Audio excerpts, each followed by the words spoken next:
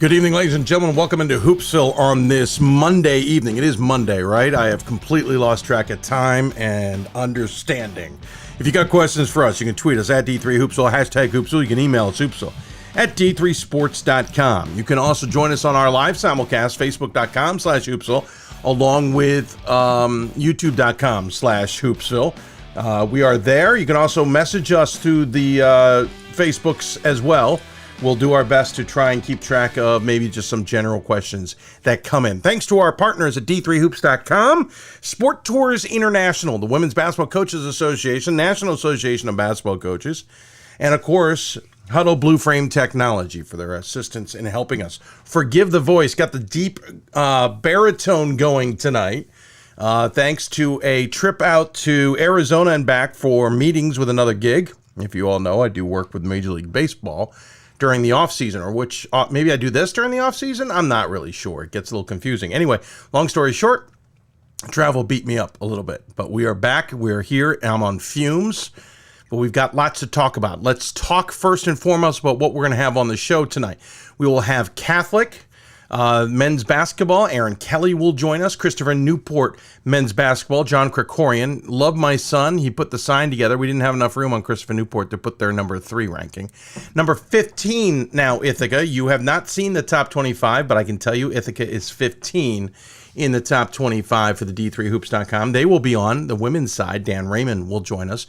And then we'll get 2 double takes, the women's and men's. On the women's side, Scott Peterson and Riley Zayas will join us.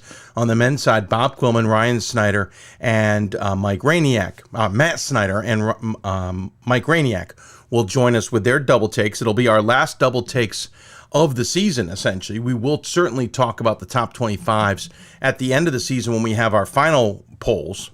But I don't know if we'll do a double take necessarily on them. So we got those gentlemen coming on to talk men and women's double takes. And if you notice, we don't do women on Mondays all that often. That means Thursday we will free things up for a lot of guest interviews because we are in the final week of the regular season.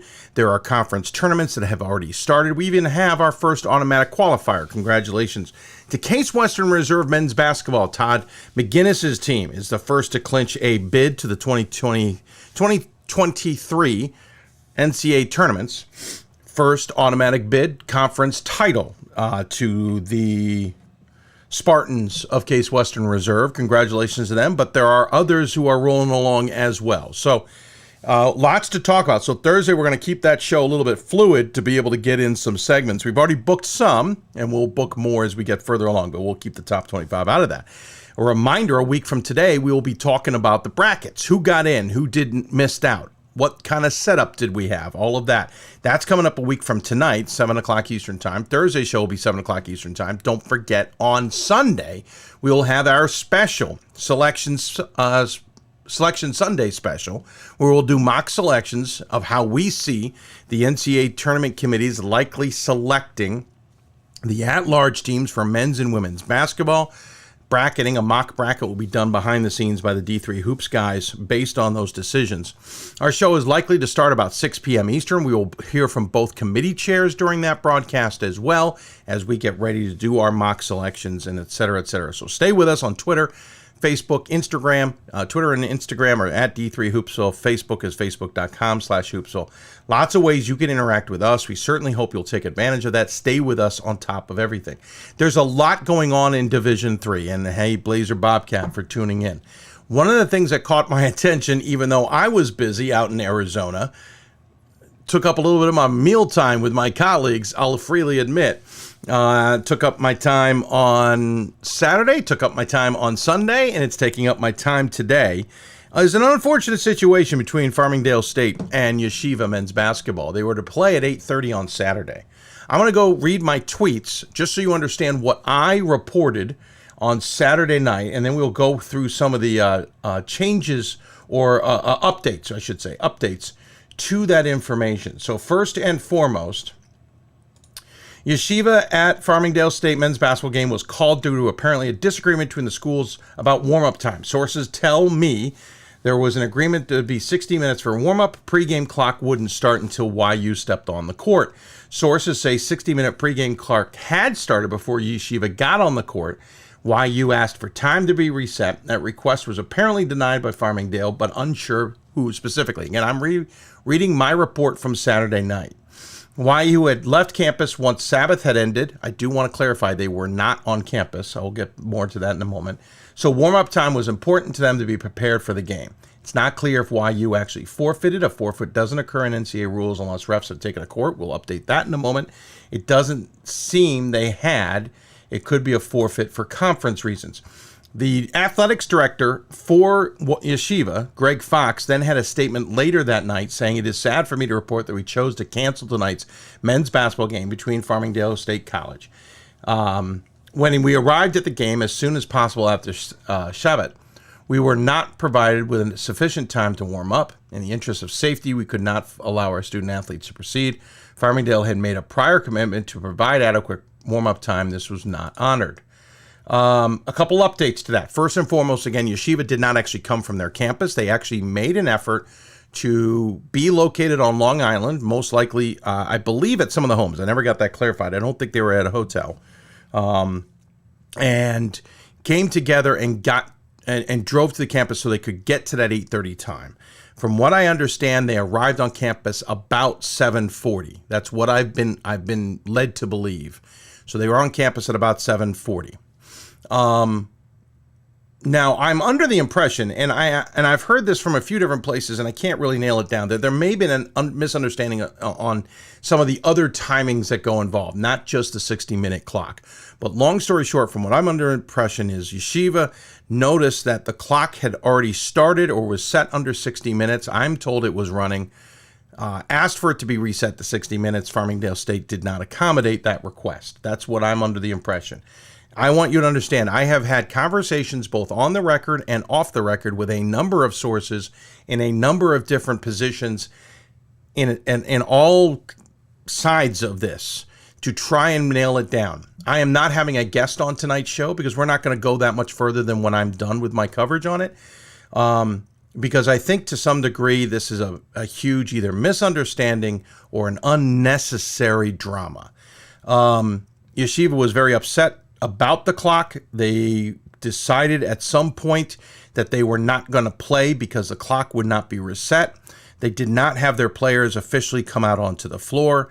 It was senior night at Farmingdale State. They honored their seniors and then moments later announced that the game was canceled. Now, moments before we hit the air, we got a statement from Farmingdale State that we will only be reading on the broadcast. We will not be sharing it in any other context.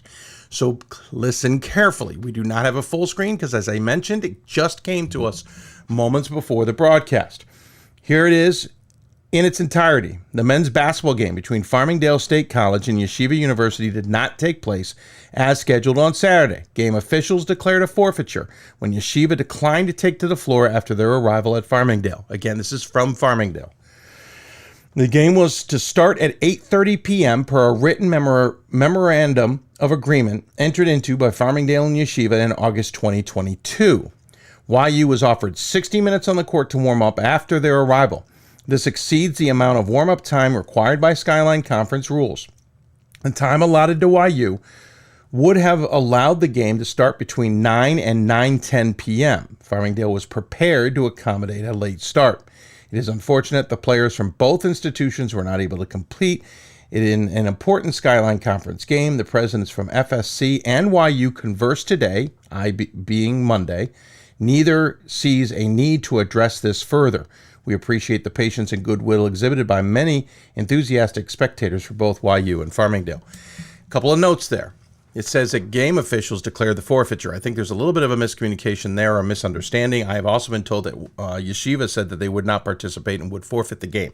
It has gone in as a forfeiture to Yeshiva, but under NCAA rule, and this is where I've even had to be clarified, per a conversation I had before the show, it sounds like the NCAA doesn't view any game that did not take place other than a no contest, even if officials have taken the floor. I was under the impression that once officials are on the floor, that a forfeiture of an actual win-loss impact is granted. Now, at one point, I am told officials were on the floor and asked Yeshiva if they were forfeiting, and they said yes. I'm also told that Yeshiva had already made that decision well before the officials had taken to the floor. So it might be potato, to be honest. I am now under the impression that it did not matter. That game did not get played. It's a forfeiture for conference reasons only. It does not go down as a win. It does not go down as a loss. For either team's overall record, it only goes down as a forfeiture for the conference to figure out seedings. As a result, the game had a lot on the line. If Yeshiva had won that game, they would have been the number 1 seed in the tournament that is starting on Tuesday. Farmingdale State ended up being the number 1. One other caveat to this. A lot of people have said that this game was originally scheduled for Sunday. That is, in fact, not true. I have confirmed that from multiple sources. This game was originally scheduled for this Saturday. It was originally scheduled for that time. It has been scheduled that way for 2 years now. They are on the back end of a 2-year cycle in the Skyline Conference. Everyone knew what the time of this game was and the date. It was scheduled for Saturday. They do not move it like they have for Yeshiva to Sundays on this particular weekend because the conference tournament starts on Tuesday. So the game was not going to be moved to Sunday. I understand in the last 10 days or so, things kind of escalated a little bit as Yeshiva was trying to make arrangements. Understanding the Sabbath, you have to understand, if you are not familiar with Yeshiva, and we have covered it on this show many a time, they do not do anything from sundown Friday to sundown Saturday in the Orthodox Jewish faith. Nothing. Sundown Friday to sundown Saturday. They retreat on sundown Friday. They've already eaten. They basically, I don't want to say seclude themselves, but they are to themselves for that entire 24-hour process. Once the sun has set on Saturday, they can then go and do something. For those of you wondering why they wanted a 60-minute warm-up clock, a lot of teams in college basketball will do a walkthrough, they'll warm up, they will do other things during the day ahead of their game. Yes, doubleheaders have shorter warm-up clocks, but teams are warming up somewhere else or at least getting loose. Yeshiva did not have that option. I'm not defending anything here. I'm trying to explain to you why the 60-minute clock was important. Now, I've heard some other things that I cannot go on the record with, I cannot share with you, but I have gotten a sense from multiple sources that emotions were high, tensions were high, and maybe some things were said that shouldn't have been said, and some things were expected that shouldn't have been expected. I'm going to be honest with you. I'm going to use a rather crash statement here. This feels to me like it turned into a pissing match. There is a history between these two schools. Farmingdale State and their coaching staff is the school that we are under the impression was responsible for the entire drama when Yeshiva first made the NCAA tournaments all those years ago, when they had a player that, according to others, using a individual who was no longer at the school, no longer in the Skyline Conference, to try and express to the media, badger us to some degree, that they had an illegal player and thus Yeshiva should basically be disqualified and Farmingdale State should get into the NCAA tournament. There is that history. Whether that played a role here, I don't know. But these two sides do seem to have some tension, whether it's justified, unjustified. In my opinion, no tension is justified or anything along the way. So I do think there was something underneath that was simmering a little bit. And instead of being, hey, it's 58 minutes, we'll deal with that, we're okay with that. Or instead of going, yeah, no problem, we'll add another minute and a half. And I'm making up times here based on no information. That those, instead of solving that, it turned into a drama. It turned into a yelling match. It turned into not solving the problem and then not thinking of the student athletes first and foremost. Not thinking of the seniors, not thinking of either team who wants to play that game, not thinking of the players. Yes, Yeshiva will claim they were thinking about the health of their players. I understand that. But we weren't thinking about the players themselves. And it's an unfortunate situation. It resulted in a lot of drama on Saturday. It turned into a lot of rumors on Saturday. It also turned into a little bit of this is an anti-Semitic scenario going on against us at Yeshiva. And I understand the reaction and I understand the gut impulse. We have talked about that on this show. We have talked about there's no place for that in college basketball, let alone Division III. But I'll be honest with you, in all of my coverage of this that I did out in Arizona, while stepping away from work colleagues to do it, I may add, while waiting in airports And while dealing with it today up until showtime, I have no sense whatsoever that this was simply a misunderstanding, a miscommunication, or to some degree, a drama that didn't need to happen. This has nothing to do with anything else. We're going to move on from there. I may answer questions if you have any later, but understand, this happened. It is unfortunate. I think things happen that both sides may not be all that thrilled with in the long term. The presidents have decided to move on. The conference has decided to move on.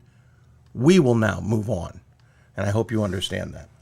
I hope that helps you understand the dynamics that were going on Saturday, and I hope you also understand that it wasn't as cut and dry as everyone wanted to make it out to be.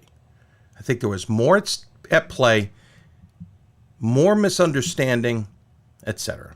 And we'll move on from there. Thank you for your time, and I hope I helped you understand the dynamics that were in play.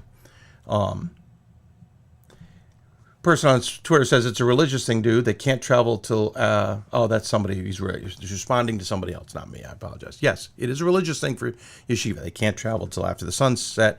That's, I think, the background for why it was being played late, the background why the 60-minute clock was being put on. But understand, everybody, the religious thing I don't think was anything more than that. We'll take a break. When we come back, we will shift gears and shift gears quickly. We will talk to a Catholic institution. Talk about a pivot, right? We'll head down to Catholic University of America. Aaron Kelly's got a pretty good squad in the Landmark Conference who's trying to wrap up the automatic bid and make the NCAA Tournament this week. We'll talk to Aaron about his Cardinals of Catholic coming up. You're listening to Hoopsville, presented by D3Hoops.com from the WBCA and ABC studios.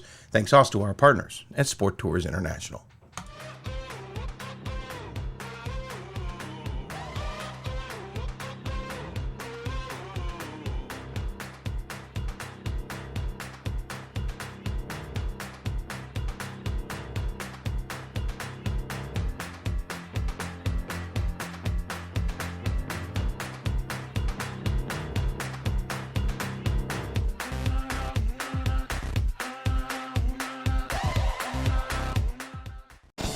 These are your teams, your players, your community of fans.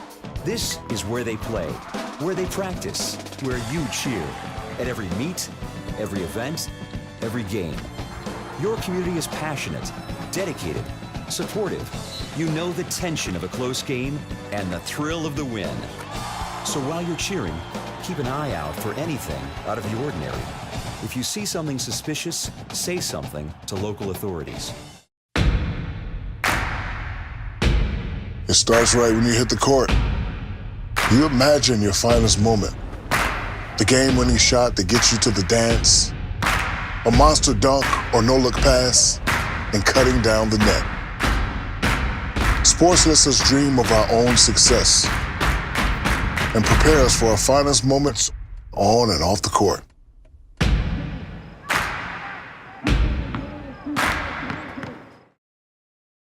We've got more schools than Division I, more fans than Division II, and more upsets than March Madness. There's 800 programs with over 11,000 games leading to 2 national championships. And we've been covering it all for over a decade. From Eastern to Occidental, from Puget Sound to Piedmont, from Southwestern to the University of New England, and from Hope to Calvin. Nobody covers Division III basketball like we do. We're at D3Hoops.com at www.d3hoops.com. It's on us to stop sexual assault. In any way that we can. To get a friend home safe. To never blame the victim. It's on us. To stand up. To make our community safe for all. It's on us. It's on us to look out for each other at parties. It's on us. To be more than just a bystander. To step up and say something. It's on us. All of us. To stop sexual assault. Learn how and take the pledge at itsonus.org. And welcome back to Hoopsville, everybody. You see the tote board for our campaign. I need to update that. It has taken a significant increase since our show on Thursday. I want to thank everybody for that. Part of the lack of time that I had between this weekend after our big top 16 show, which we'll talk more about later in the broadcast. And getting back today was, I knew the total, but then I lost it. So I'm going to update that while we're talking to Aaron Kelly here coming up. But if you want to donate to our cause, it's not on the screen. I apologize. We'll put it up on the screen. There is a QR code that you can use there. Screenshot that. Use that QR code to go to Give Butter to donate to our broadcasting efforts. You can also go to Venmo. Venmo/Dave McHugh. You can do that as well. We've tweeted out this information. It's all out there. Certainly hope you appreciate it. All those who ended up buying some merchandise, thank you. I don't know what the sales were. They were a little bit low going into the weekend. We didn't do a great enough job pushing, but I hope you got a chance to get some merchandise for the NCAA tournament. All right, so we're going to start talking to our guests here. Again, if you have questions about the Yeshiva Farmingdale State thing, we can certainly dive into it. But we have said pretty much what we said. We have released our statement for Farmingdale. We'll try and answer some questions later if we can. I do know that one individual has asked some questions. We'll try and get to you as soon as we can. But I want to talk about Catholic. Even though Catholic's in my conference and it's my school's rival, even though my school hasn't been able to knock off my rival in quite some time, but it's a minor detail in the grand scheme of things, right? But they are still having a pretty good season. Got to see them a short time ago. And I thought pretty highly of them, but they've had a couple of trips and falls. One of them to Susquehanna twice. Frank Marcinek's got a really good team. FYI, watch for Susquehanna in the next couple of seasons. They are a very good unit. But in the meantime, I am quite sure Aaron Kelly doesn't give a darn because they also lost to Juniata, and he's wishing to some degree that could be resolved as well. Joining us on the Hudl Hoopsville Hotline is the aforementioned Aaron Kelly, who I saw laughing at me at least. I appreciate you have a sense of humor about it, Aaron. 3 losses all in conference. Susquehanna nailed you twice. Juniata got you once. I'm going to go out on a limb. All right, Frank Marcinek tripped you up twice. He's got a unit that's actually, in my opinion, very similar to yours. So I can see why that happened. I bet you're a little ticked off, though, that Greg got you at Juniata. Yeah, I'm ticked off at all of them. Okay, fair. Both of those teams, good players and very well coached. And they make it really hard. They make it a grind. And if you don't come to play and if you're not making shots, especially when you're on the road, and Juniata was on the road, and it's a really tough place to play, they're going to get you. So I was disappointed that we lost. Was I surprised? Not really. Being in the league now for 4 years, you just know when you go to those places, the records are what they are. But if you get out of there with a win, you feel good about that. Yeah, I was going to say, listen, on the road, there's only a couple of road places I would say you should be winning. Juniata is a tough little trip. For starters, and then they've got a heck of an arena to try and play in. But more importantly, Susquehanna, Frank Marcinek's tough. He's got, and again, I saw them after I saw you, and I thought to myself, geez, they're built a lot like you. You guys have this unit that, and correct me if I'm wrong, you don't have a ton of size, but you got some good size. There's no 5, but you got a couple of 4s who can also step outside, and you've got some really strong, really athletic guards, and you're deep in all of those positions. So while you don't have a ton of size that's going to blow anybody away, you're kind of a grinded out team who's willing to change gears and go up tempo. Is that fair? Is that a good assessment? It's 100%. I mean, we in our starting lineup, we don't have a true forward. So we try to play with some good pace. We try to space teams out. But we also don't want to just be identified as, a good offensive team who only thinks about offense and is only going to try to outscore teams. So we're always still trying to be rooted on the defensive end of the floor, just being a physical defensive team, even though at times we're undersized. I do think that our kids are tough. I think they're pretty resilient. I think they're pretty physical. But we kind of do it collectively, and it's on the glass, we don't have a true 5, but we're, I don't know, +4, +5 on the glass because we practice box outs a lot and we try to gang rebound the ball. So you had mentioned, we don't have positional size at the 5, but we do have good length across the board. And I think at times that kind of makes up for the lack of height that we might have at that forward spot. It was interesting because you talk about not a true forward. Goucher doesn't have a true forward. And I only bring them up because I've seen them a ton this year. They've got one, maybe two guys that are bigger, certainly, and can play that forward, but they don't rely on them. They play a guard-heavy unit. You're bigger than them, though. So I'm surprised you say you don't have a true forward, because you got some guys inside who I would absolutely peg as fours. What is the difference in your mind on what we're seeing then? Well, I guess what I'm thinking more of is like we don't throw the ball into the post a ton. We don't have like a real true back to the basket five. And I think with like a lot of the better teams in our league, you look at Scranton, you look at Juniata, Susquehanna's got a couple of young ones. Like they play through the post quite a bit. We definitely do less of that. And with our forwards, oftentimes they're out on the perimeter, facilitating offense, picking and popping, setting ball screens, passing. So we don't, the way that we get the ball into the paint is typically to space people and to drive it. And we have a number of good 3-point shooters on the team. So typically we can open up the paint in that way. But we're not going to be a team that, throws the ball into the post 20 times a game and gets our paint touches that way. Okay, I see what you're saying then. Sure. And really, in a lot of sense in Division III, that's kind of where the game has evolved. I don't want to go in Division I and II because I'm not sitting there breaking down those kinds of games. I'm looking at D3 games, certainly. Yep. We'll still see the big guys inside and having a presence, but Swarthmore had big guys. It wasn't like, hey, let's throw it in there and see what happens from there. That's where this game's evolved, hasn't it, Aaron? Without a doubt. I mean, if you look at the analytics, it's the 3-point shot is typically the most efficient one that you can take. You want to have different ways that you can score. Like we try to score a lot at the rim, and we try to score a lot from three, and we try to score minimally from the mid range because that tends to be the most inefficient shot. But if we are playing well, we are typically shooting a lot of threes. And conversely, we're making a handful of them, but if we shoot a lot of threes, we typically have a good offensive night. Yeah, and again, that's where the game has also evolved. Let's talk about the season a little bit. We talked about those losses. The Susquehanna loss, the first one at home, didn't come until January 13th. That was your first loss of the season. Yeah. Your schedule had some teams I think are usually good. They're maybe not having great seasons, but you had a big win over Mary Washington, and you absolutely dominated Scranton in the 2 games leading into that Susquehanna game. For the record, you went then and spanked my Gophers right after that Susquehanna game. Thanks, Aaron. At the Palestra. You could have made it a nice experience for him, but whatever. Yeah. I digress.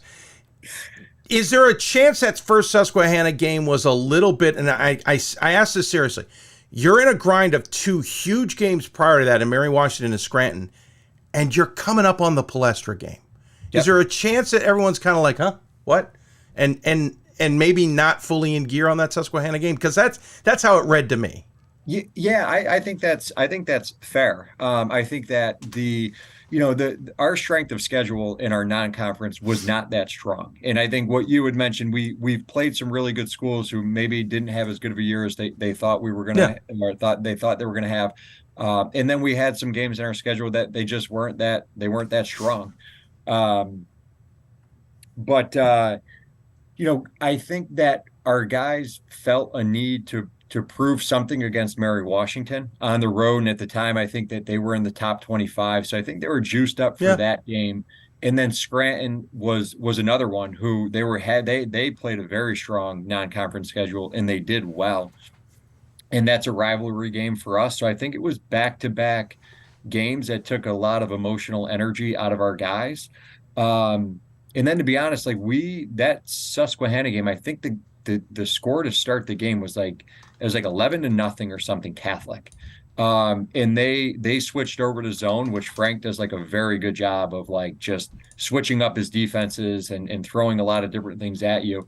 And we started to miss consecutive shots. And I think that the totality of the season and the pressure in that moment had started to get to us, because I think what were we, like 14-0 or something at that point. And this was the first time during the season where things weren't going our way, and missed shot after missed shot after missed shot.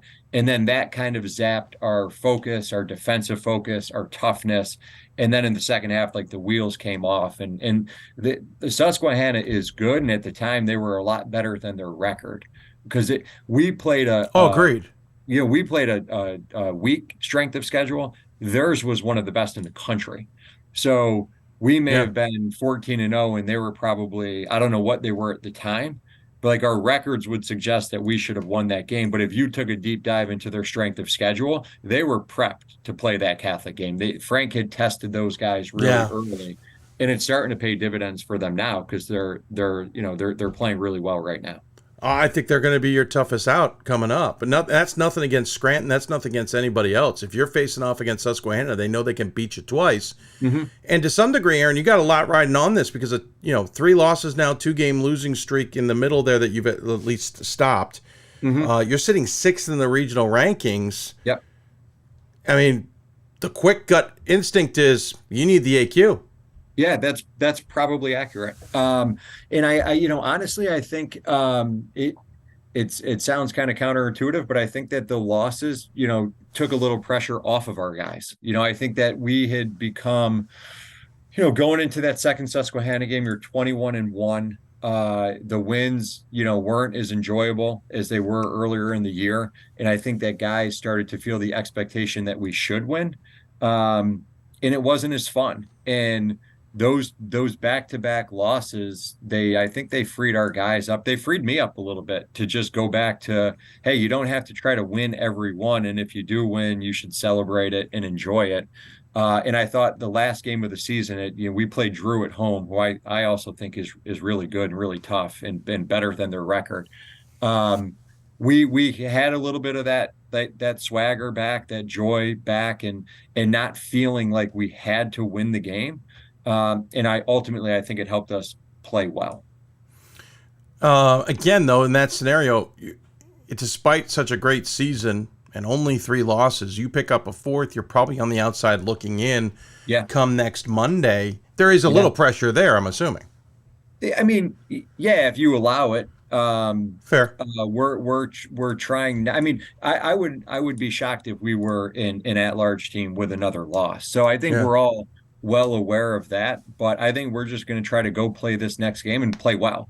And if we don't win it, then we're probably not an NCAA tournament team, and that's okay. It's not going to define the season that we have. I think no matter how this season ends, at least I'll view it as a successful season, and one that we continue to kind of build in the right direction. And we obviously want to win the conference tournament, but it's not going to define whether it's a successful season for us or not.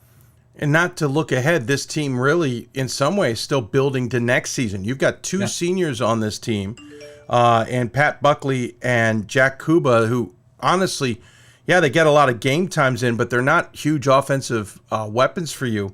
It starts with the juniors and the juniors and the sophomores. Your junior and Jesse Hafmeister, who's the PA announcer's clicking in the back of my head, Dave. That's Hafmeister. Who's a Bevo Francis watch list guy, 17 points a game. I'm trying to double check his rebounds. 8 rebounds per contest. I knew he had a lot of them. Sean Nyland, the sophomore, at 13.5 points a game. Tommy Kelly, a junior, 12 points a game. That's that trio of juniors and sophomores. So in a lot, it's about learning this season so that next year can kind of be the big season. And again, I'm not looking ahead. I'm just saying, sure, that's the scary part here. No, it's true. It's like every season we've had with these guys, we've had a little bit more success, and with that success we've learned a lot of lessons. And last year we were better, but we were 17-7, and we were a 3 seed in the tournament. There was no national recognition, and because it wasn't deserved. And when we jumped out to such a good start this year, we had a quick stint in the D3 Hoops top 25. We're regionally ranked. I thought that we were, a target for every team in this league. And with that, there are expectations, there's pressure. So then there's learning how to deal with those expectations and to manage the pressure. And I think that having gone through that this year, it will definitely bode well for us a year from now, and hopefully we'll have as much success next year and just be a little bit more equipped to handle what comes with that success. Obviously, you know this school well, kind of played for them. But you took over ahead of 1920 season, so you took a year before COVID blew everything up. Yep. You're now in your 4th season. Is this the program you wanted? Because it feels like a very different program. While it has a lot of similarities, the guard play especially, the size of the guys you bring in, but it also feels different than the Steve Howes teams, the Mike Lonergan teams. What are you doing different that's not what we've gotten used to down in DC? I think, I think the game has changed quite a bit. We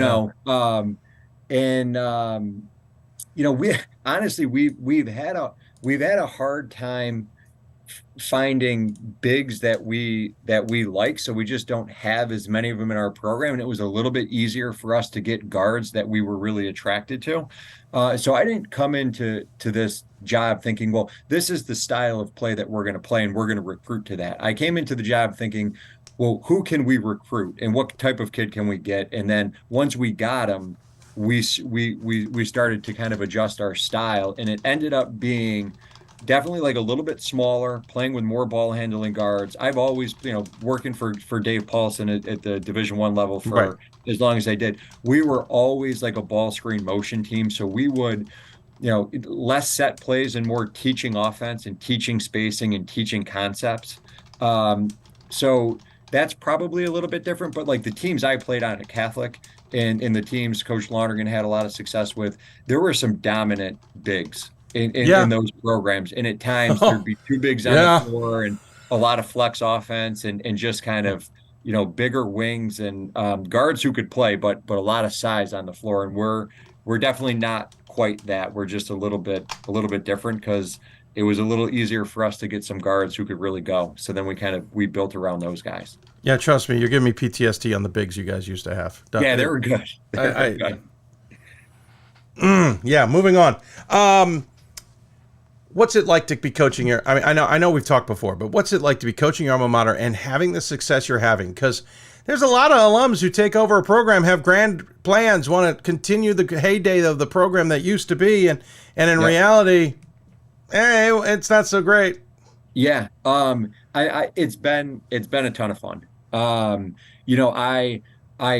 try not to compare it to, what did Steve do or what did Mike do while he was here?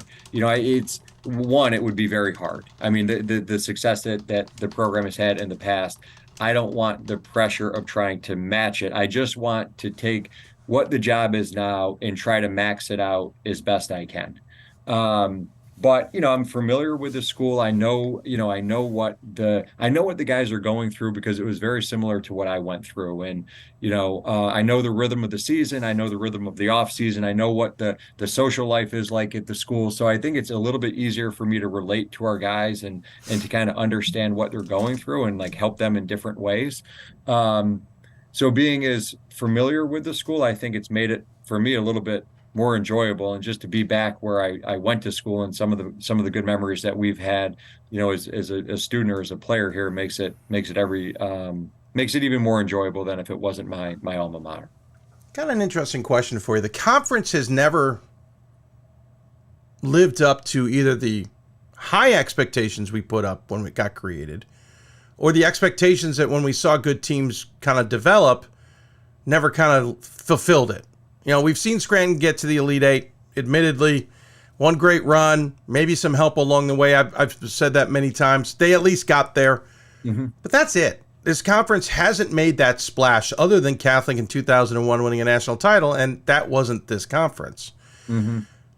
What does this conference need to do as individual teams to better the conference, to better the teams within it, to make more of a national splash, if that's necessary, if that's the goal? And on a twist of that, what does a school like my alma mater need to maybe do to be more competitive in the conference? And my alma mater is not the only one. It's just an easy one for me to be able to pick out. What do you think needs to be done in the conference to make it that next step up? Yeah, I mean, I think it's kind of, institution by institution and Oh, how, fair.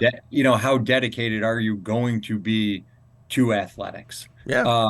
And oftentimes I think that the best jobs in Division III are, a job where cost is not going to be as big of an issue. So maybe like a state university, or where the degree carries so much weight that families are willing to invest in that. And oftentimes at the highest level of Division III, like that's what you see. You see the Swarthmores and the Johns Hopkins, and you see the NESCACs, where that degree just carries so much weight.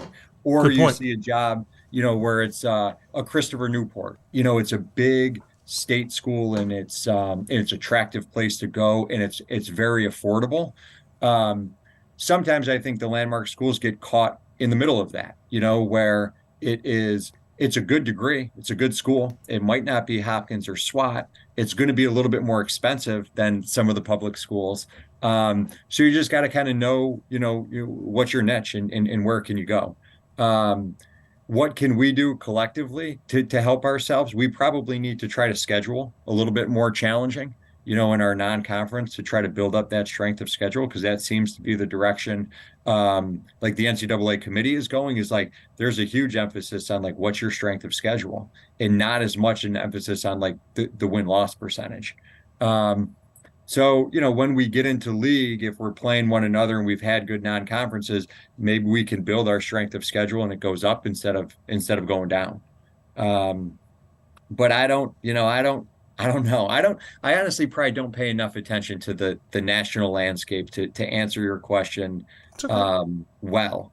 But those are you gave some little bullets that they're interesting. I think we all know about the strength of schedule side of that, but the per institutional thing and that dynamic of where the landmarks may be caught in the middle, that's one that I don't think I've fully been able to put my finger on. And so I appreciate that. If you look at scheduling, if you want to go schedule really hard games, sometimes there's a cost to that. If you had to go out of region and play some regionally ranked opponents that are not in your region, well, that's an extra bus, it's an extra hotel, it's and if you don't have the budget for it, it's a little harder to do. So I think things like that come into play that the average person might not be thinking about when they see somebody's schedule or their strength of schedule. No, I totally appreciate that. I know you got a week here to get ready for Scranton, so we'll let you get back to it. I appreciate the time. Good luck this weekend. Obviously, the tournament is, where is it, by the way? We're Wednesday, Saturday, in higher seed host. So we've got Scranton. I looked at the wrong date. Yep.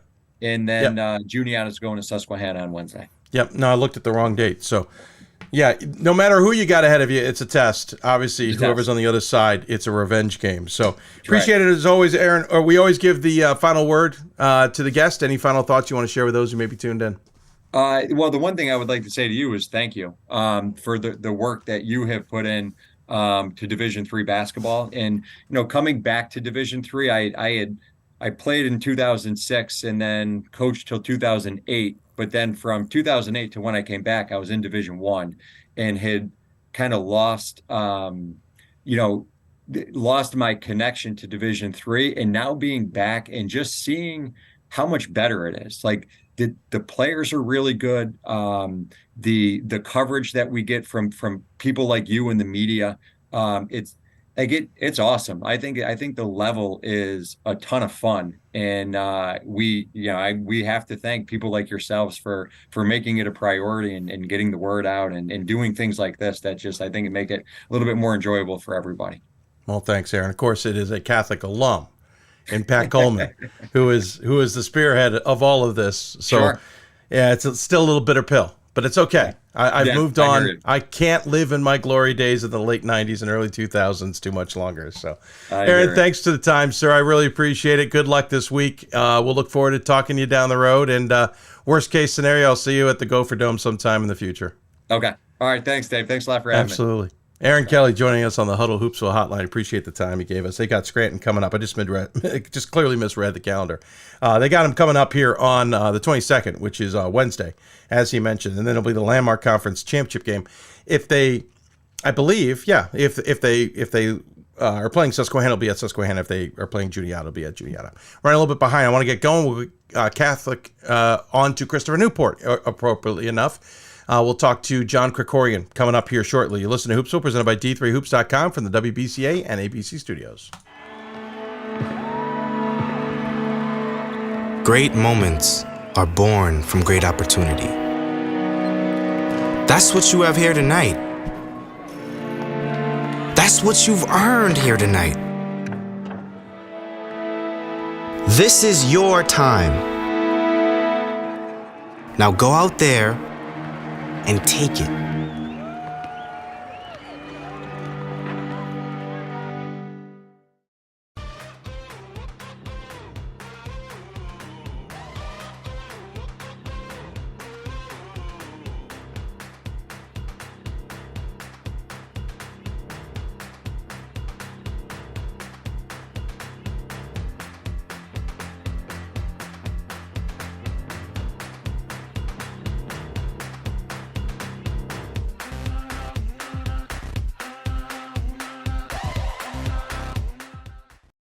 It's on us to stop sexual assault. In any way that we can.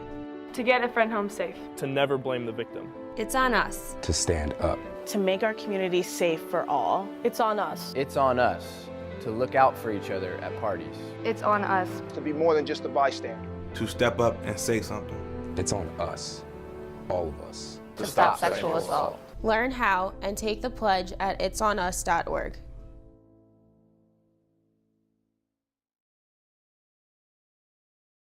There are over 480,000 college athletes. Only 2% would go pro.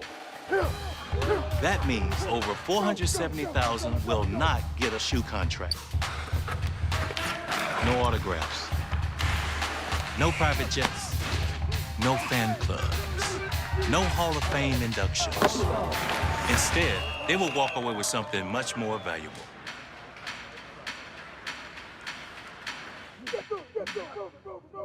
We've got more schools than Division I, more fans than Division II, and more upsets than March Madness. There's 800 programs with over 11,000 games leading to 2 national championships. And we've been covering it all for over a decade. From Eastern to Occidental, from Puget Sound to Piedmont, from Southwestern to the University of New England, and from Hope to Calvin. Nobody covers Division III basketball like we do. We're at D3Hoops.com at www.d3hoops.com.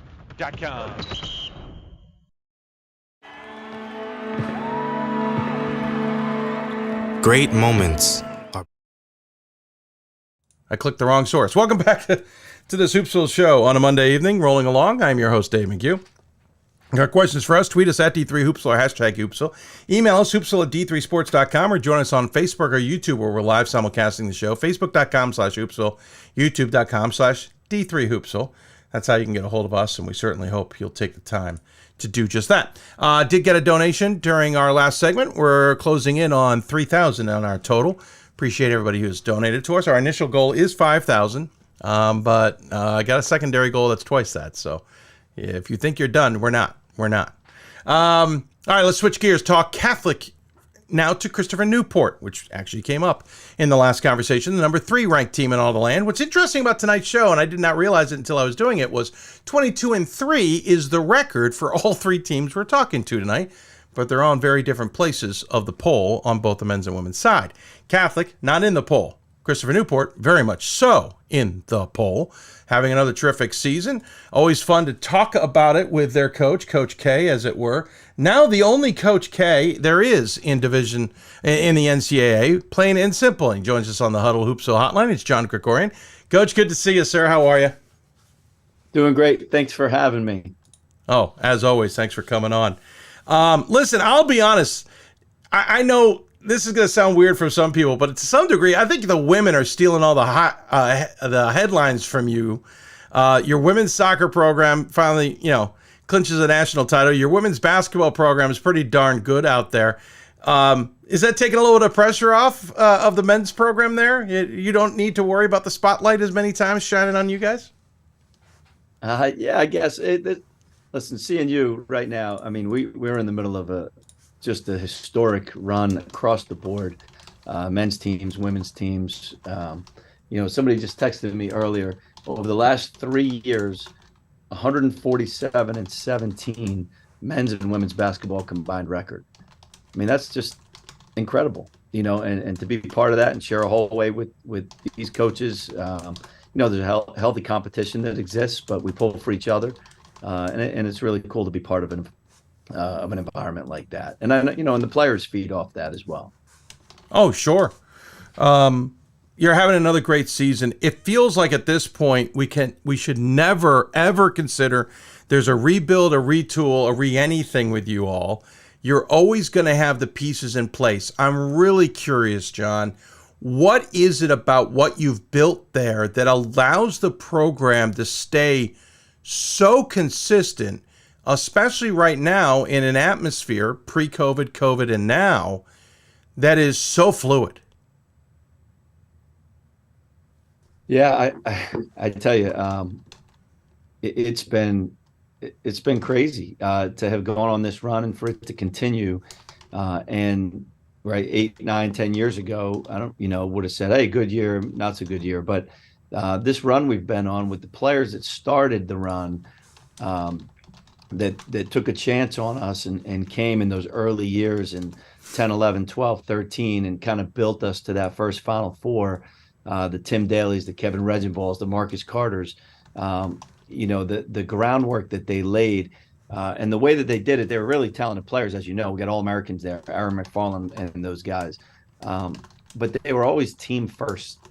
And I think whether it be our staff, longtime coach Roland Ross, now we have Jaron Dyson on his third go around, Jeremy Brown, we had Don Parker, just phenomenal coaches here that just continue to buy in to the team first approach. When you have really good people around you and they care more about the team, when you have really talented players and they care more about the team, and they don't always come in that way, but quickly within the culture that was established long ago with these guys, if you're not about the team, you're not going to last very long. And that doesn't happen often that someone doesn't make it. They buy in because team is fun.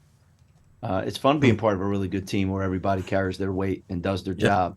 And these guys have done that. And obviously they're super talented. They love the game.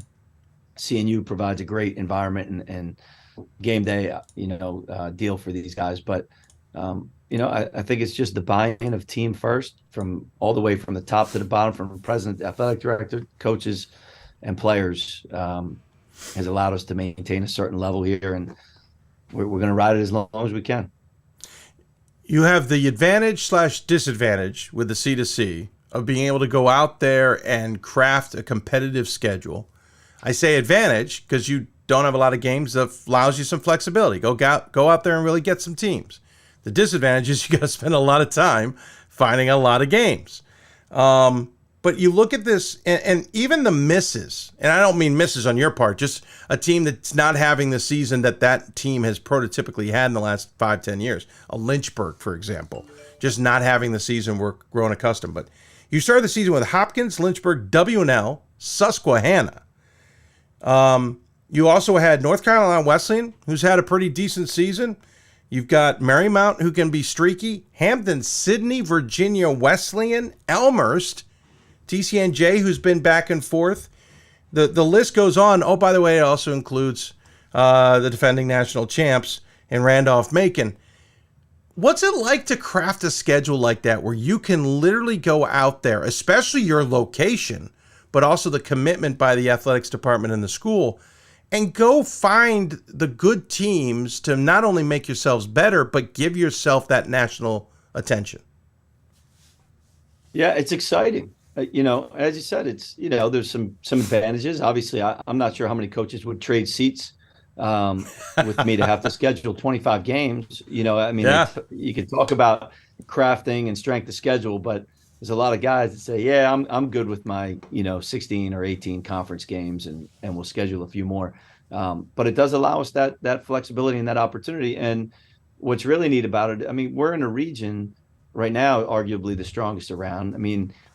The ODAC, the Centennial, these teams are nationally competitive every year. So it's not like we have to fly to Texas to play competitive games. I mean, we got Macon, Sydney, Wesleyan, Roanoke, Lynchburg, Guilford, all these guys right down the road. Hopkins, we've had a great series with here for a while.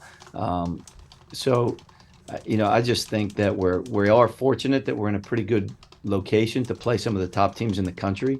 I think that our success has kind of, listen, there's people that call us, say, hey, we want to play. And you think they call me if they don't have a good team? No, they call me because they think they got a really good team and they want to knock us off. And that's cool. I know for our guys, they want to play the best. And the good thing is, we start to understand after years, and I heard Aaron talk about it. Yeah, my first few years back in Division III, I didn't really understand how this worked. I have a better feel now, having had our teams there with the SOS and how important that is and how important the scheduling piece is. That you look at the UAA, for instance. I mean, if you go out and play and get a high SOS, you can lose some games. I mean, you don't have to win every game. And have an opportunity to play in the postseason, which is really, that's the pinnacle. That's what these guys want to do. They want to play in the postseason. They want to host games. They want to get the best seed they can. And they want to be considered the best, which means you got to play the best. And so we've been really fortunate to have the flexibility to do that. It's not always easy playing, 5 games in 10 days in December, for instance. We come out at finals and you got, Marymount, Sydney, Virginia Wesleyan back to back to back pretty much. But I think it's made us stronger, tougher, more resilient.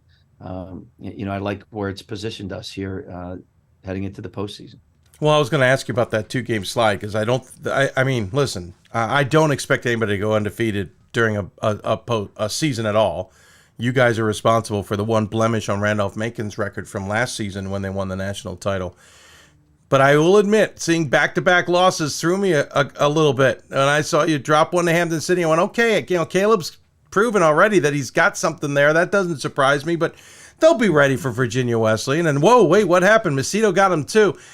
Was it what you said? Was it just exams? Was it just the challenge of everything that was going along? Yeah, I mean, it's just that time of the year. It was that point in our season where we hit a little bit of a wall. And when you're playing teams like that, they're going to take advantage of it. And nearly every team goes through it. I think it was necessary for us. I don't think if we go through that week, we play as well as we did against Elmhurst, for instance. So fair. I just think that it's part of the deal. This particular group for us, with a lot of returners and a lot of expectations, but some new pieces in there as well. It's taken us a little bit to gel, new coaching staff for these guys. And it's just, honestly, it's only been about 2 weeks since we all kind of looked at each other as a group and we're on the same page. I mean, this has been an interesting year. We have so many talented guys, and to try to get them to be on the same page every day, every night, it's been a challenge. But we're getting there, and we still learn every day. We got better in practice today, and we're still learning and growing. I wish we had another 2 months. We don't, but I really like where we're at. And it was just a couple weeks ago that it is one practice kind of flipped the switch. And it was shortly after Randolph-Macon where I think everything kind of came together. And we feel really, really good about our group. No, you had close games up to that. York, Pennsylvania, prior to the Randolph-Macon, was an overtime win by 3. They're a 14-11 season so far. Brandeis was a 6-point game prior to that. Yeah, no, you had some kind of tough games, and that Randolph-Macon game seemed to just kind of waking everything up. And by the way, that was the first of several games in a row nationally that were just bonkers and fun to watch from a national perspective. It was a terrific game. Crazy X's and O, crazy dynamics in terms of execution. I'll admit, at one point, I really didn't know who was going to win that game. What was it like to be in it? Because it felt like in the first half, it may have been your game. At one point early in the second half, it looked like Macon had taken over, but then you guys seemed to have another moment in that second half before Macon ended up taking control ultimately. What was it like to play that one this season? Man, it was fun. And the best thing about my group is they are, I tell you what, they are super competitive. We don't always do everything right.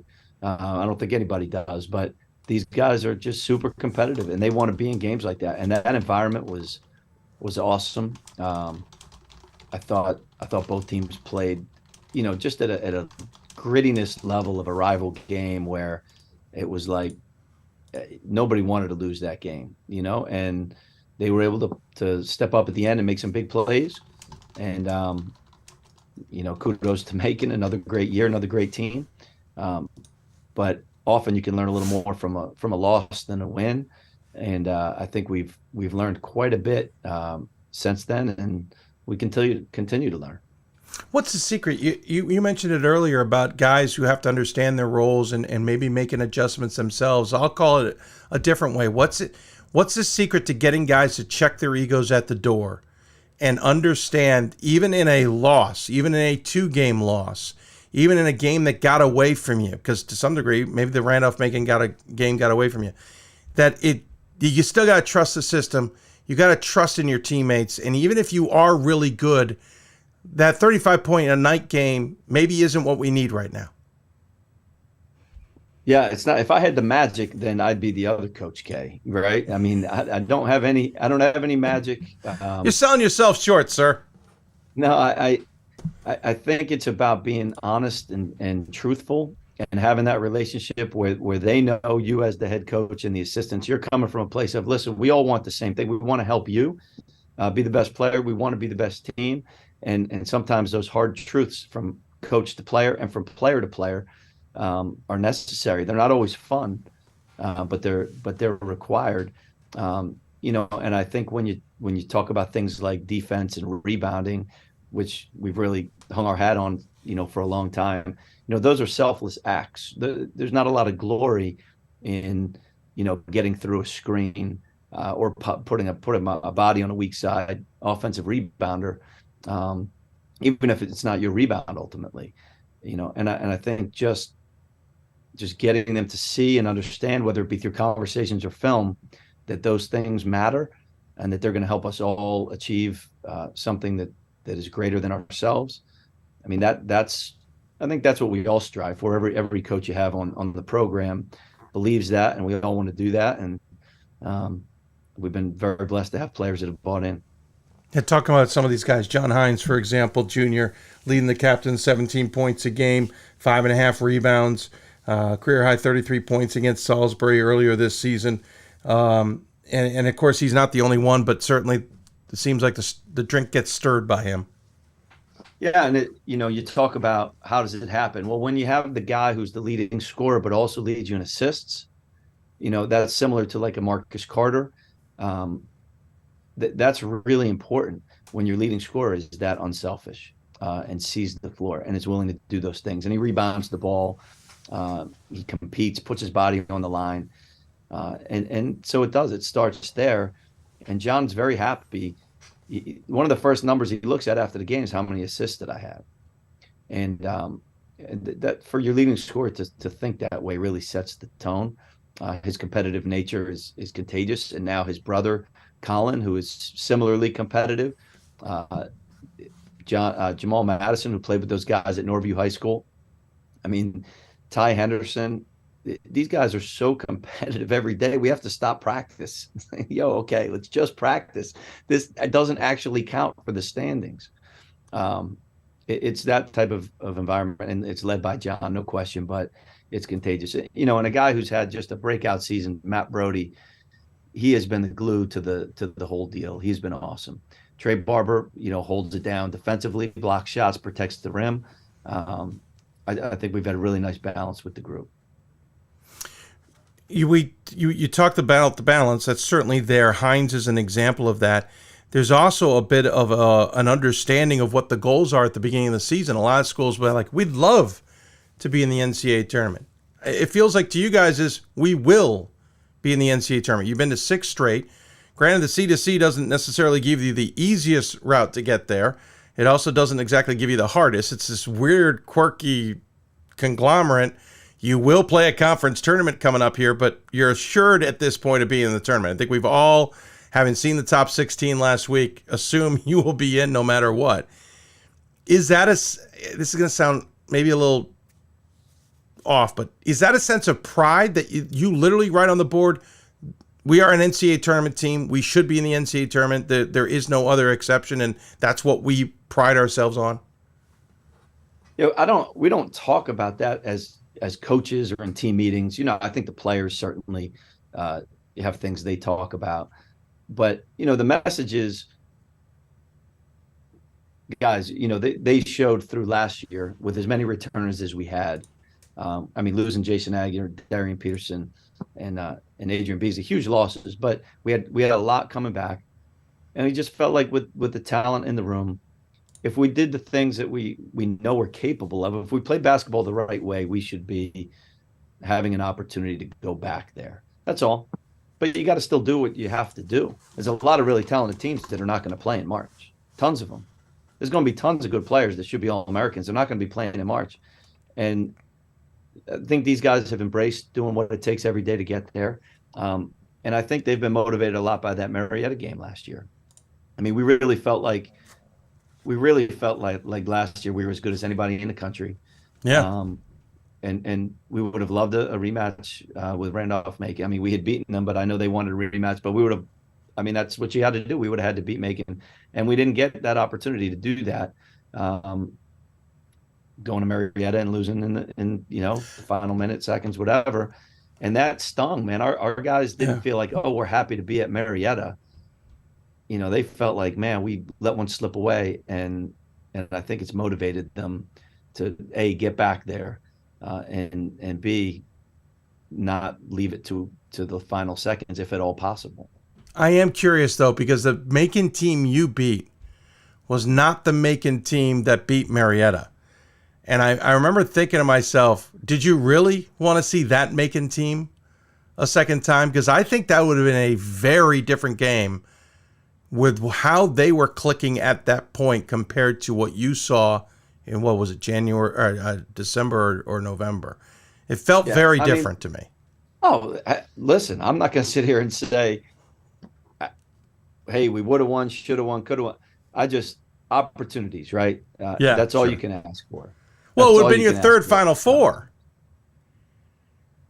But it would have been those guys first, right? Whatever. Right. It's each. Listen, every group is just so unique. And we had something special. We had some magic going too, and certainly Macon did. They proved it all along the way, and who knows? And you can't look back other than we would have loved to be on that stage. I know those guys really wanted to be on that stage. Marietta earned it, and good for them. It's great.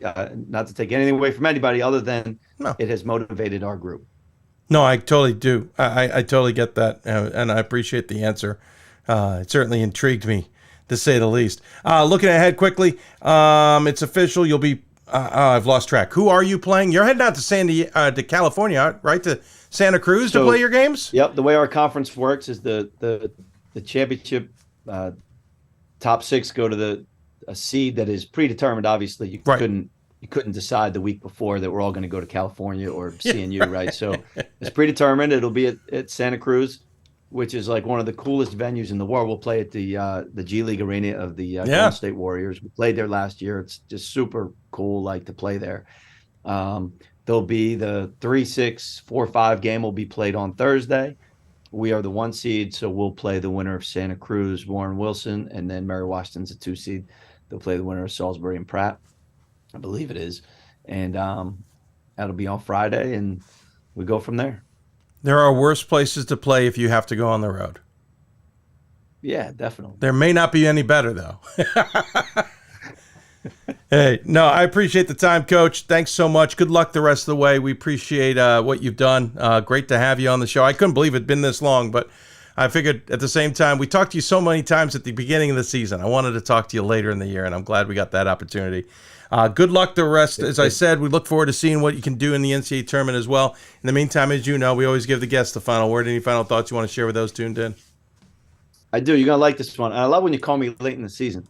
But, for all of us who appreciate the platform that you give to the players, it's just, and I know for me, it's every year and it's a lot of talk. So I listen, your campaign, $5,000, I think you're selling yourself short. I think you should go right for 10.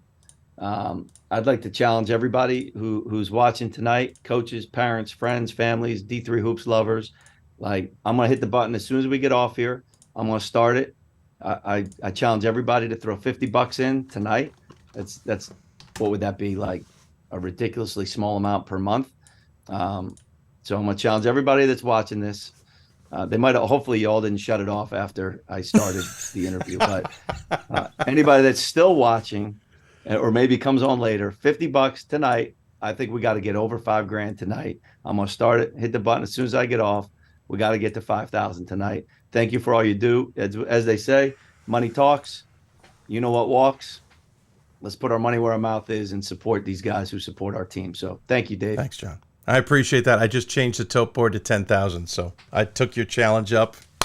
I appreciate the motivation. Man. Go for the whole thing. Go for the gusto, baby. I appreciate it. Thank you very much, sir. I always enjoy chatting with you. Look forward to talking to you down the road. We'll talk soon.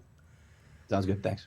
John Krikorian joined us on the Hudl Hoopsville Hotline. He's decided that the challenge was not good enough at 5,000, and I have endorsed his thinking. We have now moved it to 10,000.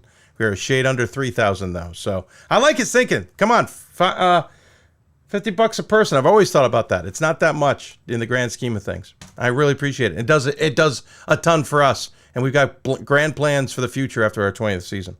Take a break because I'm way behind schedule, because I've had some great conversations already. We got to get to Dan Raymond, head coach of Ithaca women's basketball, and then we got to get to the women's and men's committee, so our double takes crew. So I got to get going. We're going to take a break. When we come back, we will talk to Dan Raymond about his Ithaca Bombers. You're listening to Hoopsville, presented by D3Hoops.com for the WBCA and APC studios. Coach of the Year, Administrator of the Year, All-America Team, Wade Trophy. The WBCA doesn't just honor coaches, but players, administrators, and much more. The WBCA strives to honor those who have contributed to the advancement of women's basketball. Celebrate the present, honor the past, look to the future.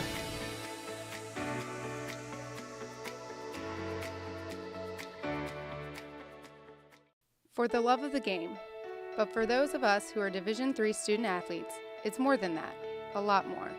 Sure, the game is important, but as we work so hard to build both mind and body, it's more about team. That is why NCAA Division III teamed up with Special Olympics, and in giving the gift of sport to those for whom it seemed an impossible dream, we are working to make this a better world. Help us keep that dream alive. You can make a difference. It's on us. It's on all of us. And it's time to act now.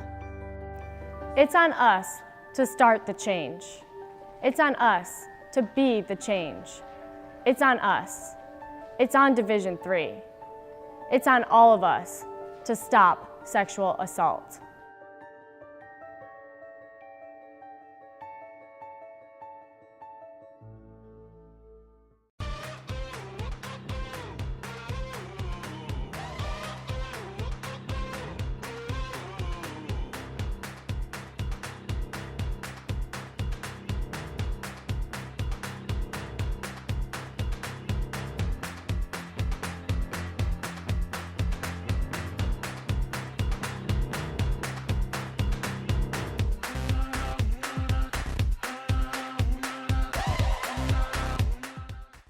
Welcome back to Hoopsville, everybody, as we continue to roll along. The challenge has been set out there.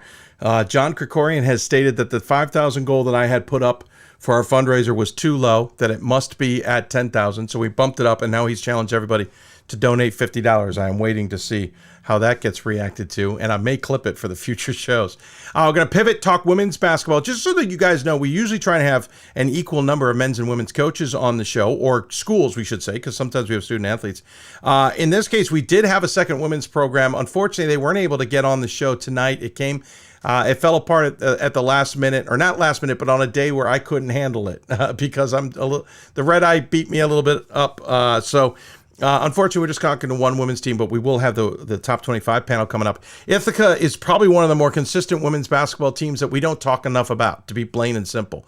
They are a program that is always successful. Dan Raymond always has a team that's in the conversation, And I guess maybe I've taken it for granted because I realized today or this weekend we hadn't talked in a while on the show. So joining us on the Hudl Hoopsville Hotline is the aforementioned Dan Raymond, head coach of the Ithaca Bombers, who are 15th in the latest top 25 at d3hoops.com. Coach, first and foremost, welcome back to the show. It has been a while. I hope you are well. Thank you, Dave. I really appreciate being here. And yeah, I'm doing fine. Thank you. Great to hear.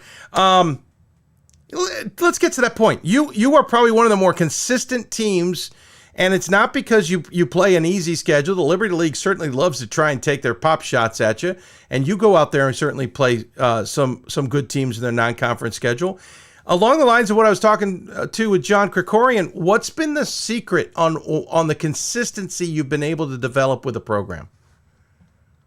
You know, Dave, I really believe that Ithaca is a pretty easy sell for me. It's a great school, great location, great town. You know, it's a great college town with Cornell University being here as well. Yeah. So I think that's the selling point. You know, we always talk about at the Division III level that it's academics first. And, you know, we have a lot of great academic programs here. So I'm able to attract really good students who happen to be pretty good basketball players. That's a secret in Division III, that's for sure. And listen, I agree. You're in a great part of the country. The Finger Lakes are terrific. Certainly Cornell is certainly going to have some advantages to that. The college towns always seem to have kind of that niche, as it were. But still, you could have some ups and downs. But you're a consistent NCAA tournament type team. I know that your goals may not be achieved, but from the outsider's perspective, it's pretty consistent. What's the type of player you're always trying to strive to get outside of the academics and loves of basketball? But what's the system that you're trying to always make work that's been so successful? You know, it's something that, you know, I think Aaron mentioned it, you know, when I was listening to him. We at the Division III level can't build a system and attract people to fit into it. We have to attract, you know, the people that we think will be really good at Ithaca College and then build a system that fits them. So we've been very fortunate in that regard to attract students that are really high character kids that do, you know, fit in really well with what we're trying to do here, regardless of how we're going to do it. You know, there's been years that we played predominantly zone defense, where there's been years that we pressed, but we've never really done anything always the same other than play fast. We want to play up tempo. So I guess if there's one thing that we've done, it's play up tempo. No, you definitely play up tempo. I've gotten used to seeing that in a lot of games. You got a 22-3 record, which again, every single team on the show tonight happens to have a 22-3 record. 17-1 in Liberty League play. Interesting, the one loss came in the last one. Just for the record, you were booked before that game took place, in case anybody has any theories out there. Vassar tripped you guys up in the last one, 75-71 at their place. I'm curious, is that a good thing? You took a loss going into the conference tournament and possible NCAA tournament. Is that a good way for a coach to remind his team that anything can happen on any given night? You know, it's one of those conversations that's been swirling around our office, you know, and the bus ride on the way home from Vassar too, you know, and a lot of people have told us, you know, that may be a really good thing. And it's, from my perspective, that's kind of hard to swallow because it was the last game of the season, you know? Yeah, I hear that. But that last game of the season is not one that you want to, you know, start your postseason on that time of note. Yeah, no, listen, that I can appreciate. You don't want to finish the regular season on a hiccup. You want to finish strong going into the conference tournament. You will play the conference tournament. Forgive me, I don't have who you will play directly in front of me. Are you on a bye? Yeah. We will play, you know, we're the top seed. So we'll play the winner of RPI St. Lawrence. Thanks. Yeah, I forgot to get it in front of me before I asked the question. And that has its benefits too. And there's a little bit of gamesmanship, and I think a smart one to some degree when it comes to strength of schedules and results and all that, to protect the top seeds a little bit. Are you looking already to March that you want to make sure this is a strong week I mean, your name popped up in the top 16s. You know you got a chance at a good hosting opportunity. You're probably in the NCAA tournaments no matter what happens this week. Or is there more at stake in terms of the program and what you want to accomplish that keeps you from looking a week down the road? There's always a danger of looking, you know, down the road. And that's something that we try to convince our student athletes to, it's one practice, it's one game, it's one play at a time. So we really do focus on just the process, and then allow what happens, the results, to happen. But as long as we are, again, focused on what we know we can do and should do and need to do, that's all I can ask for. No, that's a great point. I can certainly appreciate that. By the way, outscoring your opponents by 16.6 points a game. What jumped out at me when I was doing my research for the top 16s last week was not what you're doing on offense, it's what you're doing on defense, holding teams under 50 points a game. And you're keeping opponents at 33% shooting. That's a staggering number when you consider just the scope of a season, that you're able to keep that kind of suffocating defense in place. By the way, 3-point shooting is 27%. You're allowing, and I use that in a little bit of air quotes. Is this defense first, and then high-paced offense, and kind of jam it down your throat second, or is the defense coming along because the offense is humming along as well? No, we're really defense oriented. We really kind of emphasize from the beginning of the season, defense and rebounding. And my volunteer assistant coach is Coach Mullins, formerly of the men's team, and what he tries to convince our student athletes of is that defense and rebounding travels. You can have off shooting nights, when you go certain places, especially on the road, but you can always, count on your defense and rebounding. So that's something that we really have emphasized and focused on. I wasn't going to go there, but you did bring that up. What is it? What is it like to have Mullins as one of your assistant coaches from his former days on the men's side? He's been outstanding. He's been great, and he does a really good job of connecting with our young women. I know, and that was something that we weren't really sure of. When I asked him if he would be interested in doing it, but he's been great with it. And the one thing too is his background. He has coached women. In the past, he was a big softball guy. True. So that's something that we knew going in, but he's been great, and he really kind of is a defense guy, so it really helps us out in that area. Let's talk about the team. Emily Dorn's leading the team in scoring, but what's interesting is you don't have a lot of players in double figures. She's your only one at 10.8. Natalie Smith at 9.3, and then 8.5 for Lindsay Albernetti and Cameron Coffey at 8.2. I'll keep going. 7.3 for Kara Volpe. Almost got it. Hannah Pulse is 7 points. And I could keep going because what I find interesting there is while you have one in double figures, the spread of who's scoring is kind of tight. It's not like you get a steep decline after you got a group of 3 or 4, and then it's 4 or 5 points before you get to the next group.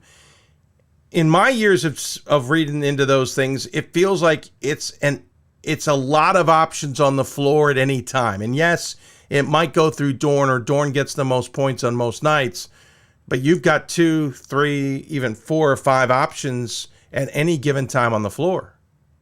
That's true. It does make our team, a little bit challenging to scout and prepare for, which is something that we really appreciate and really like, and being able to do that. And the thing is that all the players that you mentioned, they score in different areas of the floor, different ways. So it does give us, as you mentioned, a lot of options, which we try to take advantage of on the offensive end.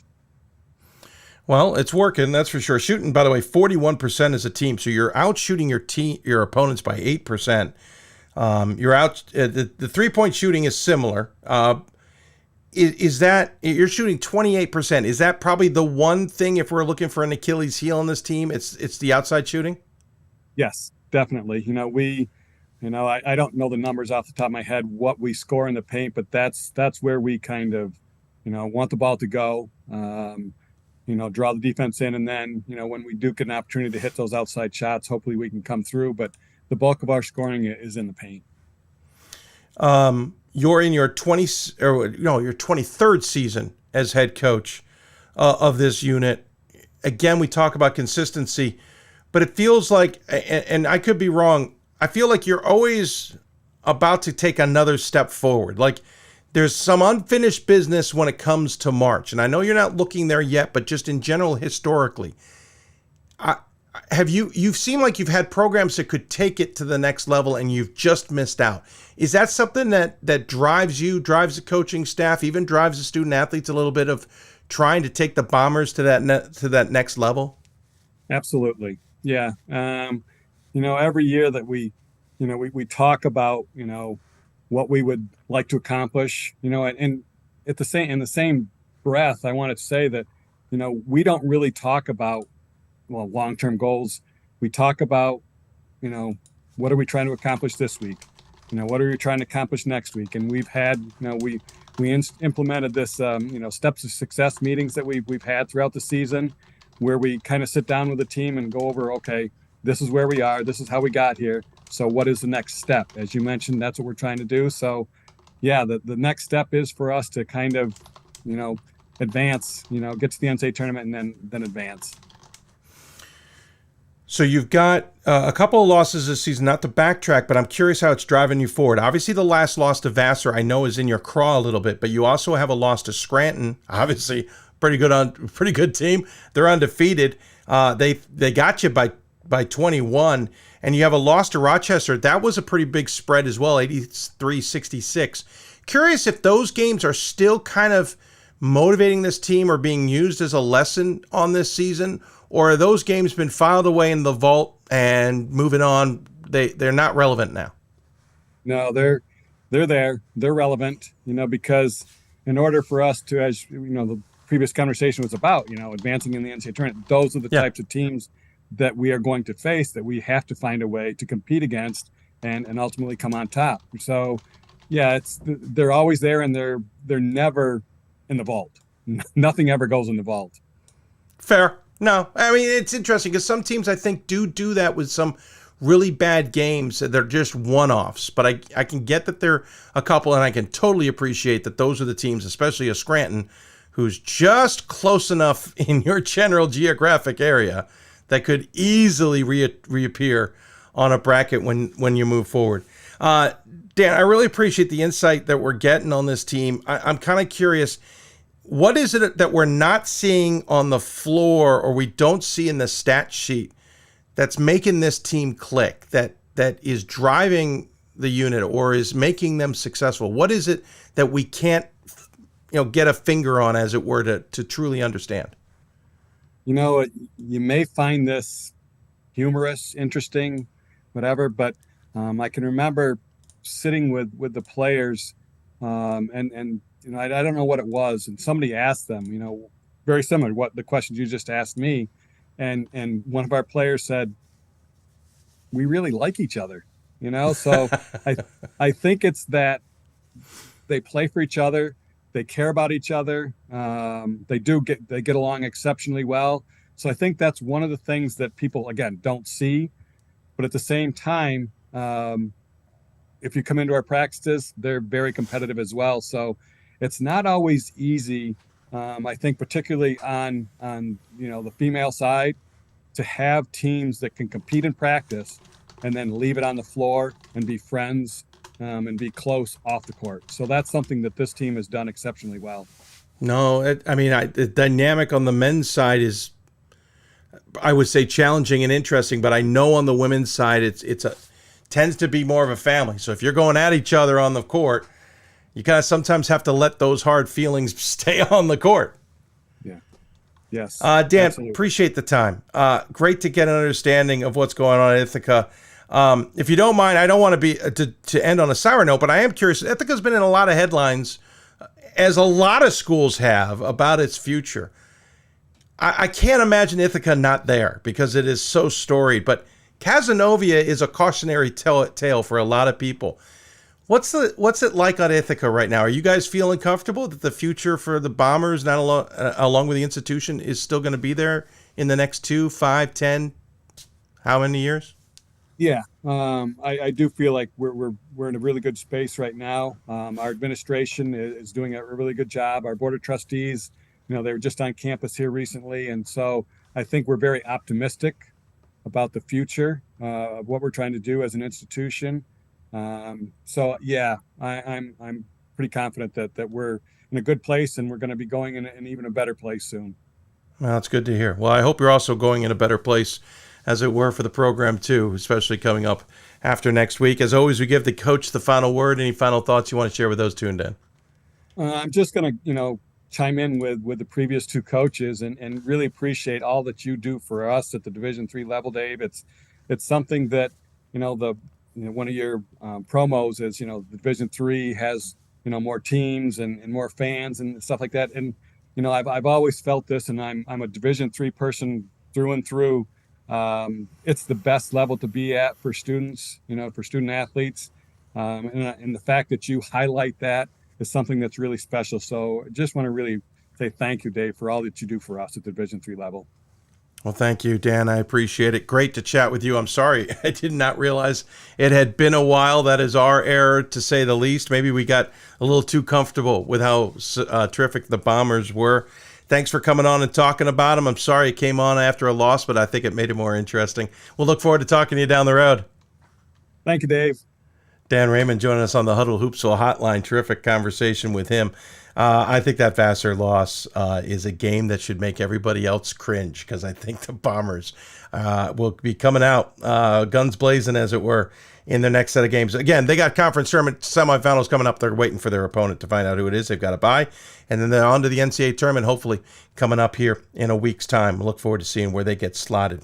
They were a top 16 last week in those regional rankings.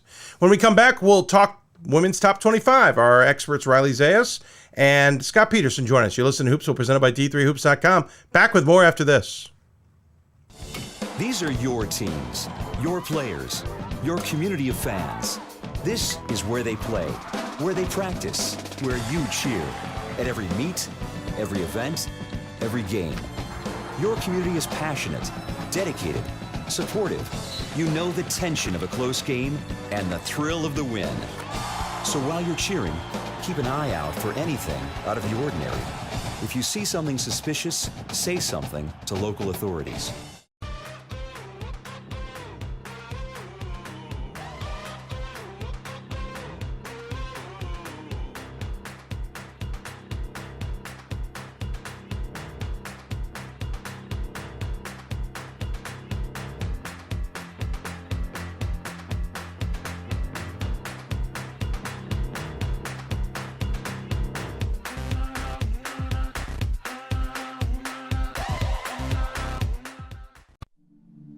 I used to never really talk, ever. I was afraid if I said something wrong, everyone would laugh at me.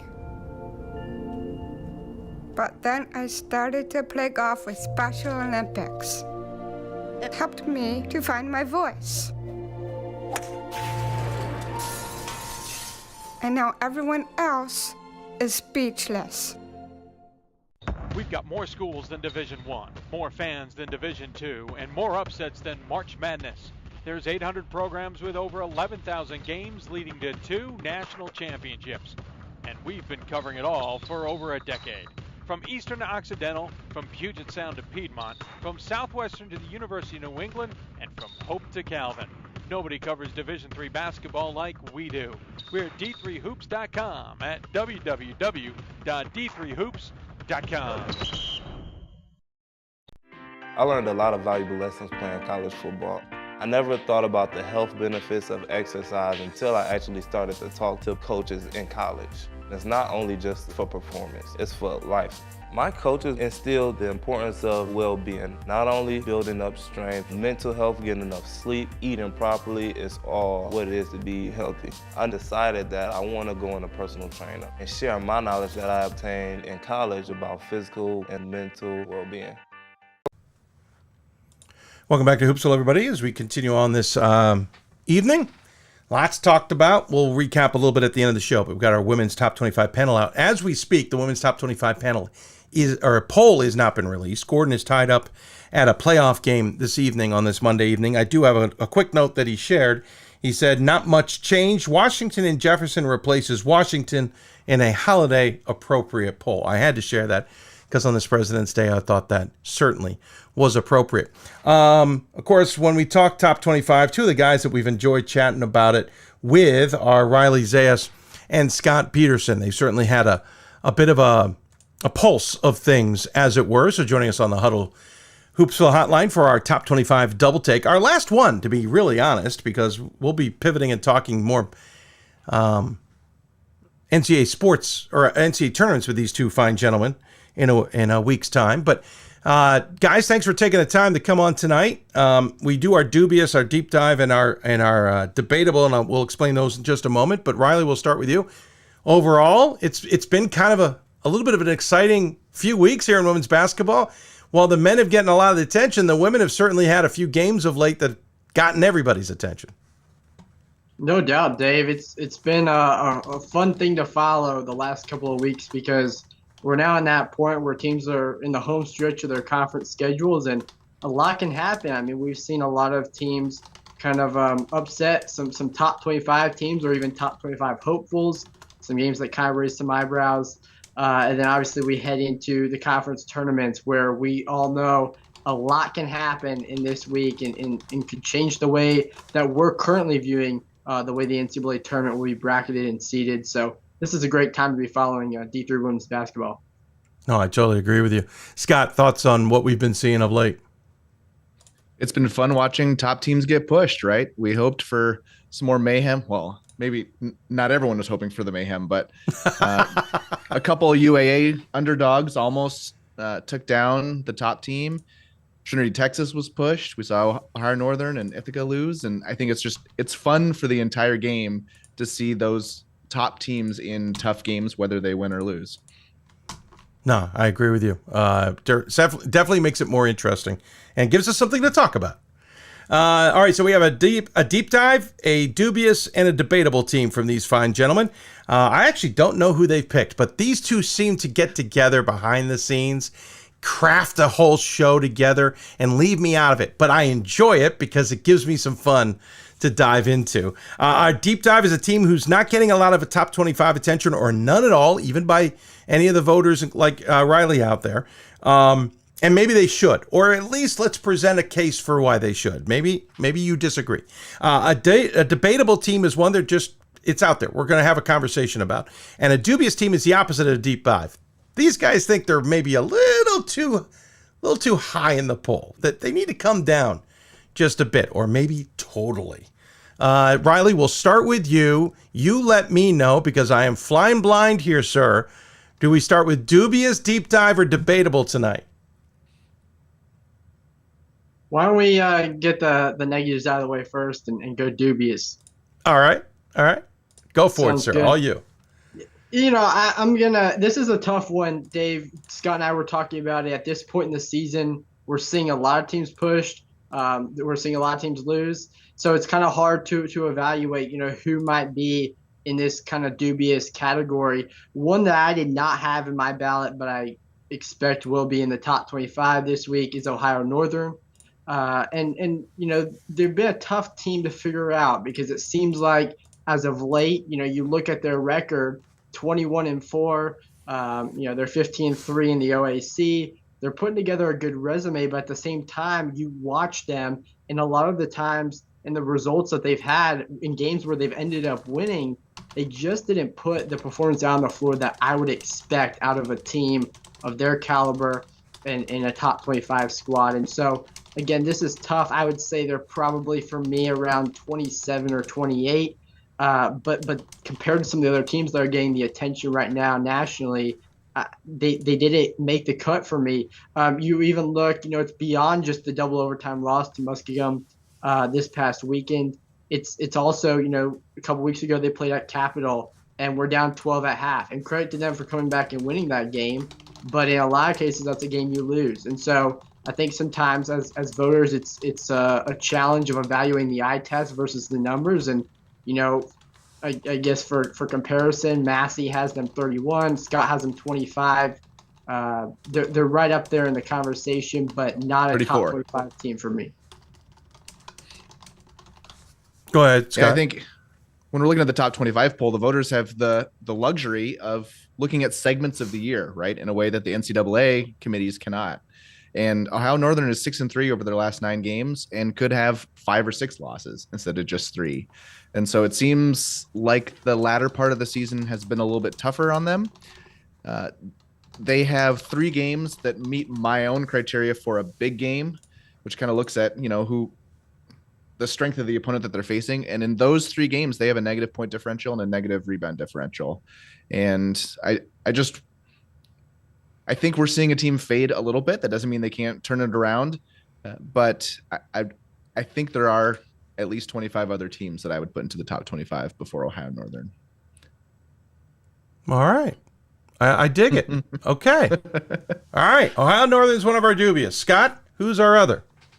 Mine is State University of New York, New Paltz. Oh, wow. You went to the whole full announcement.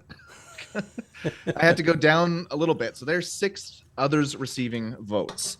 And kind of a nitpick for sure. But at this point, the voters haven't left us a whole lot. We've gone through a lot of the teams that we deem most dubious. And here's a team that they've beat no one in the Massey top 50.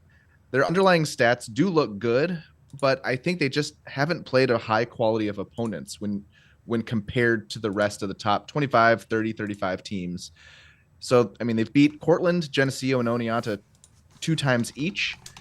And it just, the overall body of teams that they have faced makes me want to not trust the winning percentage.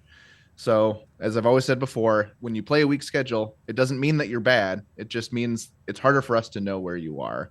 And there is quite a body of teams that I would be putting into the top 25 before I put New Paltz in there. Okay. New Paltz on the table there, Mr. Zayas.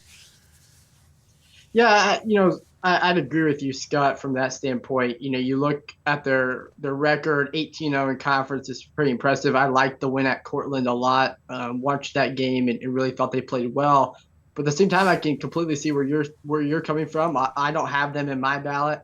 I haven't actually considered them for my ballot, though they have been that national conversation.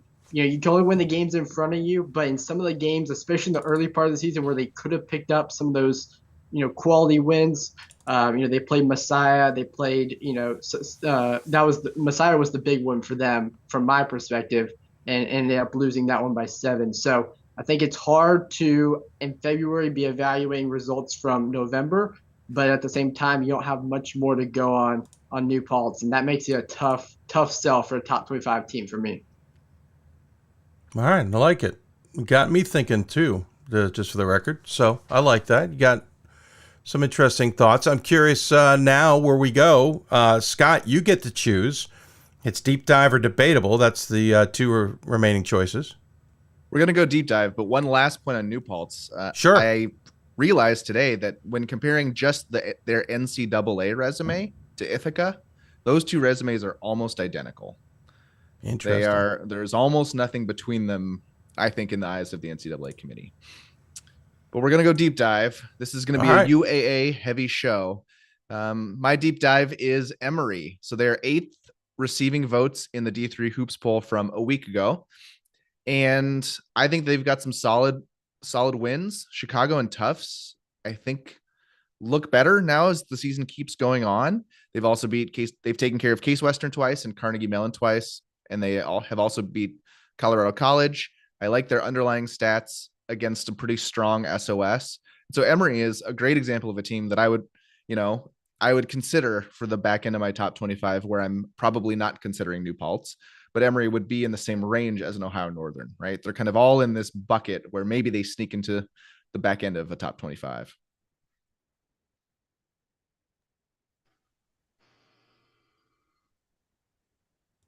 My microphone was apparently off. Maybe nobody heard me earlier. I like the Emory idea because I don't know. I think the UAA is a fascinating conference this year. It's great on the men's side. I think on the women's side, it's a little bit unknown, but it's fascinating. Seems some really good games in there. Riley, your thoughts on Emory?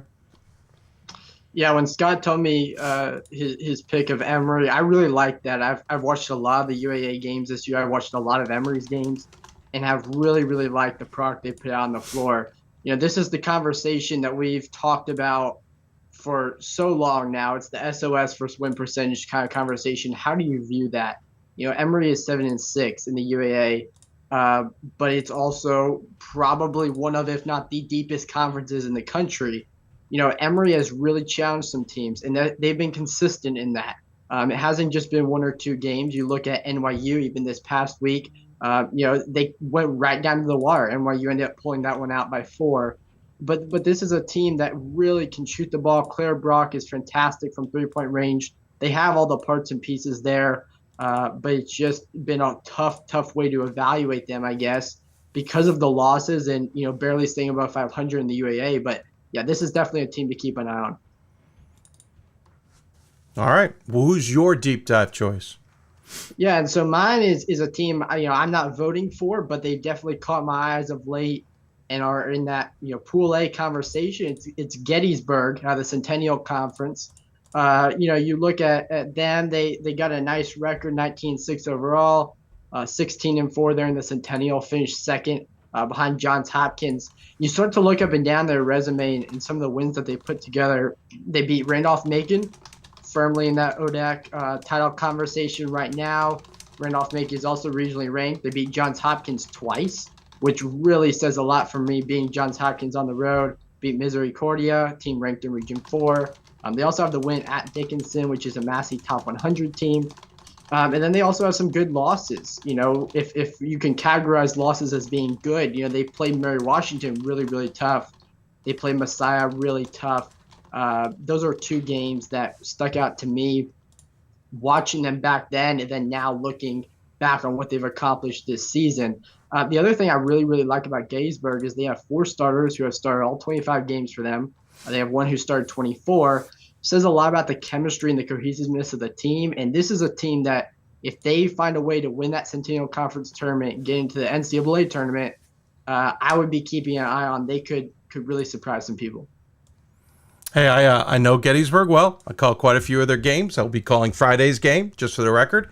Not your prototypical Gettysburg team. Scott, I don't want to take your thunder, so I'll let you respond before I go off the deep end there.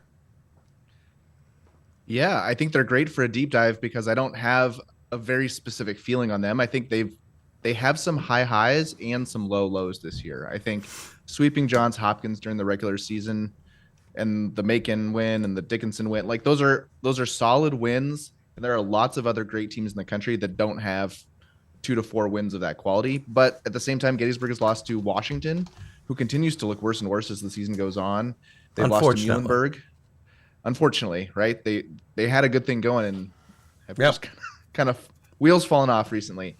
Yeah. So maybe Gettysburg lost to them when they were a lot stronger, right? Which is something that no, about when the wheels started coming off. And so when you have these teams that have some good wins but also some bad losses, it's hard to know what kind of team you're going to get on a given night. But I think they are at least in the top 50 in the country, if not in the top 35, and there's a very good chance that we see them playing in the NCAA tournament.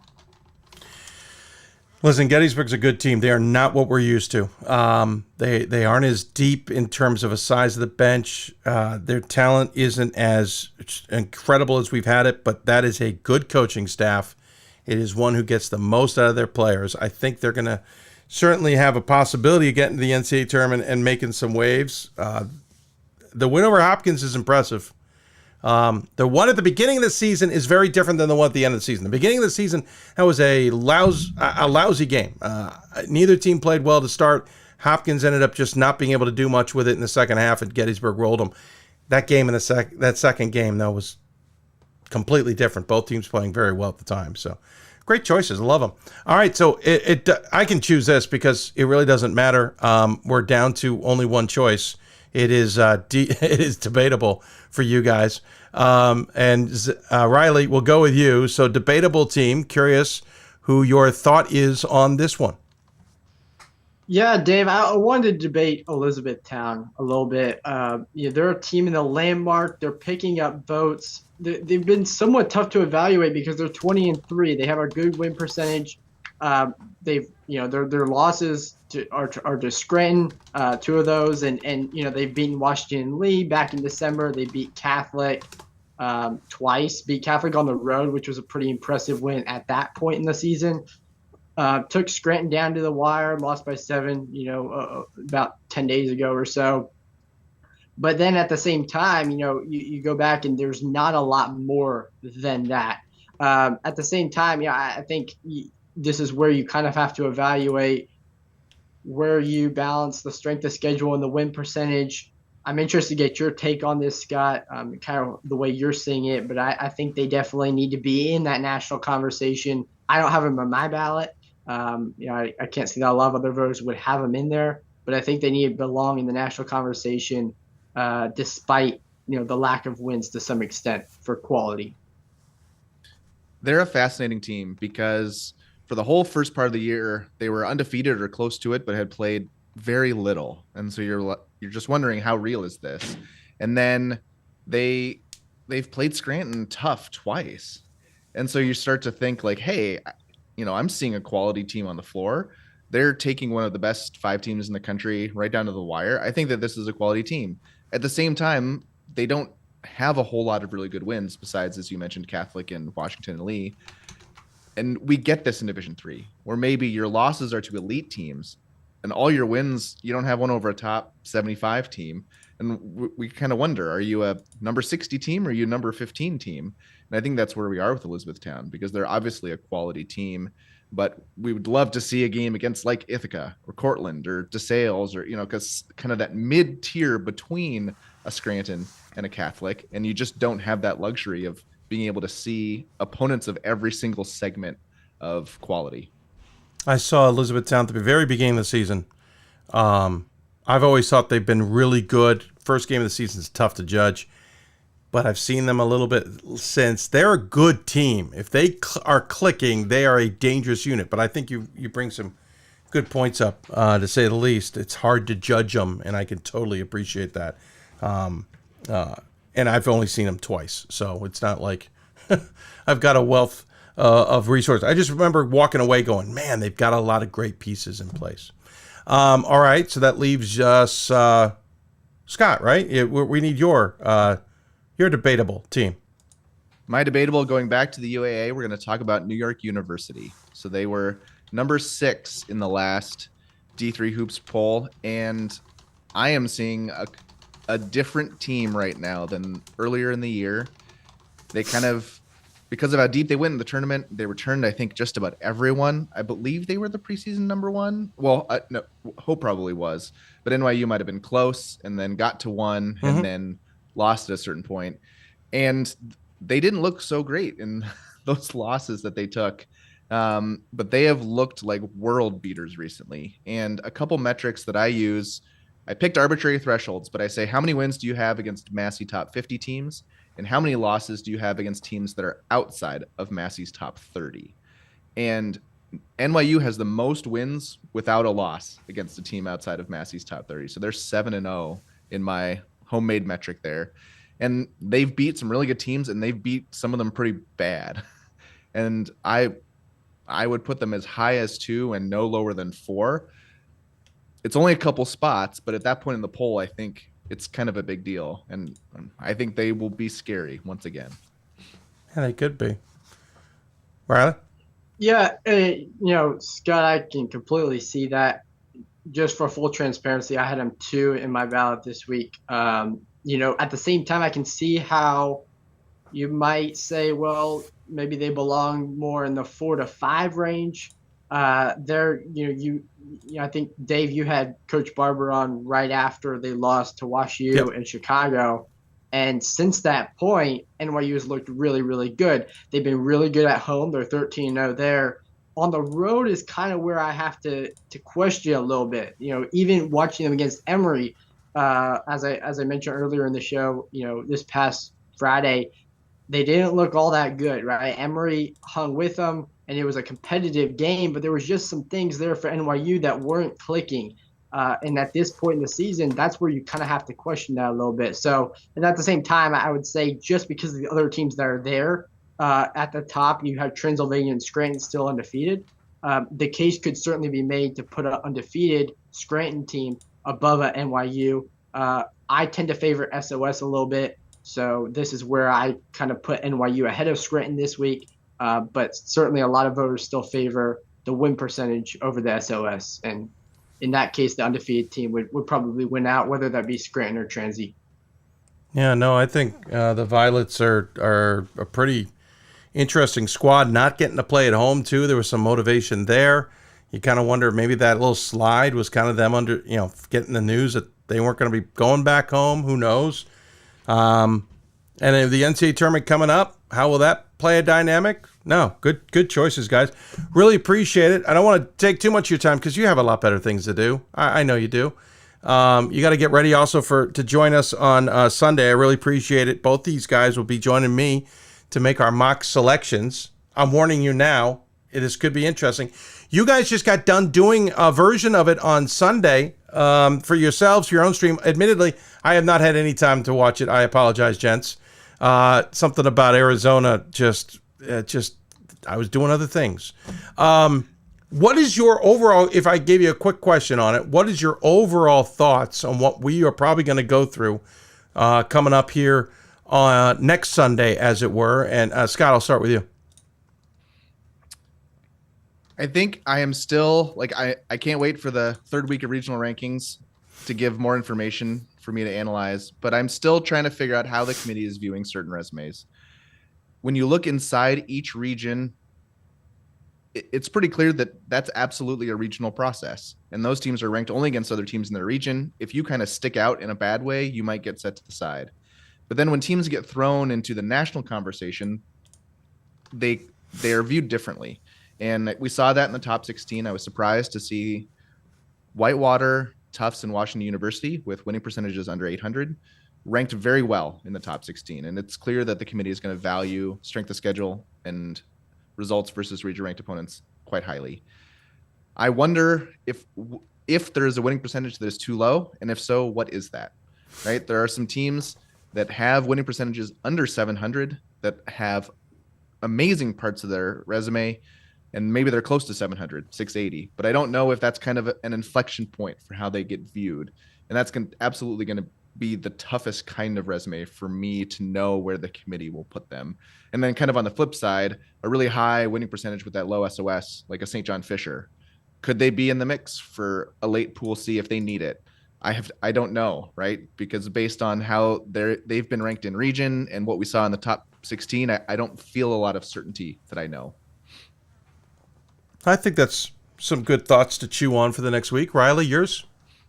Yeah, I'd second what Scott just said. You know, when he and I were doing the live stream yesterday, we kind of tried to do a little bit of this and talk through the process and show how you might do it with 4 teams on the national level of things where you're putting everyone on the table. You know, you have your 10 teams on the table.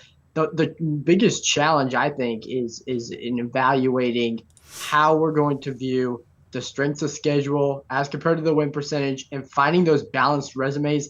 On top of that, I'm interested. I had some conversations with some people today about the way conference tournaments and those results can affect the way that we see the selection process. A team that takes a loss, where we have a lot of teams with very close resumes right now, one that takes a loss, one that ends up with a win at a conference tournament this week, could change a whole lot. So I think we're going to be referencing these conference tournament results, maybe more so than usual, with how tight some of these teams are between regions.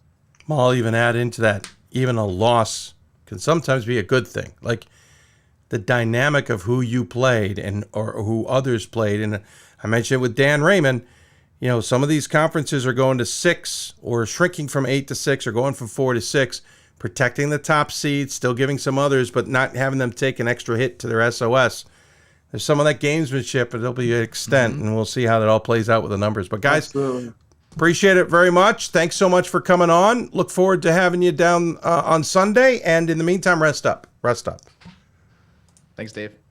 Thanks, you, Dave. guys. Appreciate you having us on.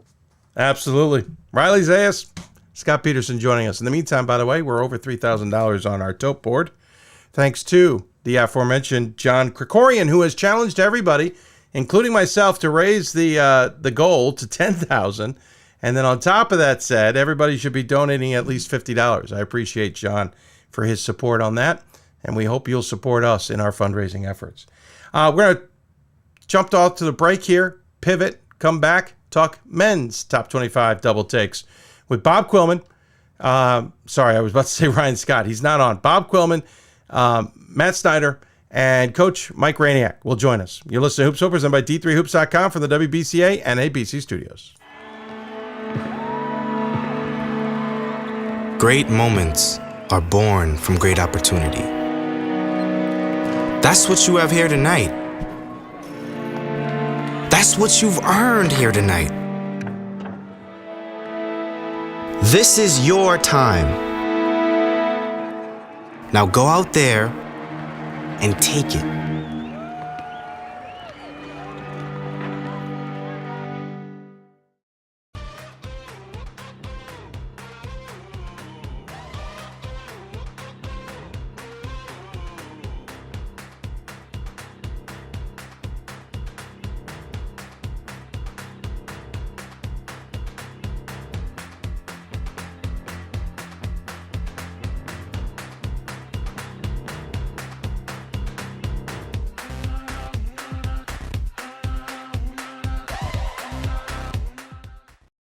It's on us to stop sexual assault. In any way that we can. To get a friend home safe. To never blame the victim. It's on us. To stand up.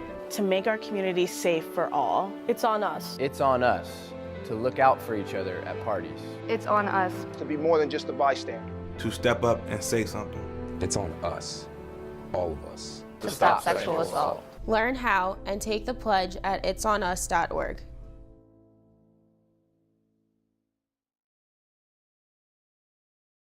There are over 480,000 college athletes.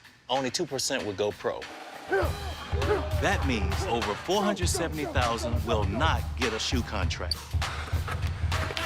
No autographs. No private jets. No fan clubs.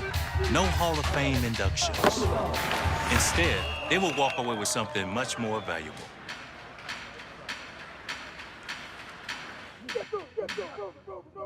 We've got more schools than Division I, more fans than Division II, and more upsets than March Madness. There's 800 programs with over 11,000 games leading to 2 national championships. And we've been covering it all for over a decade. From Eastern to Occidental, from Puget Sound to Piedmont, from Southwestern to the University of New England, and from Hope to Calvin. Nobody covers Division III basketball like we do. We're at d3hoops.com at www.d3hoops.com. Coach of the Year, Administrator of the Year, All-America Team, Wade Trophy. The WBCA doesn't just honor coaches, but players, administrators, and much more. The WBCA strives to honor those who have contributed to the advancement of women's basketball. Celebrate the present, honor the past, look to the future.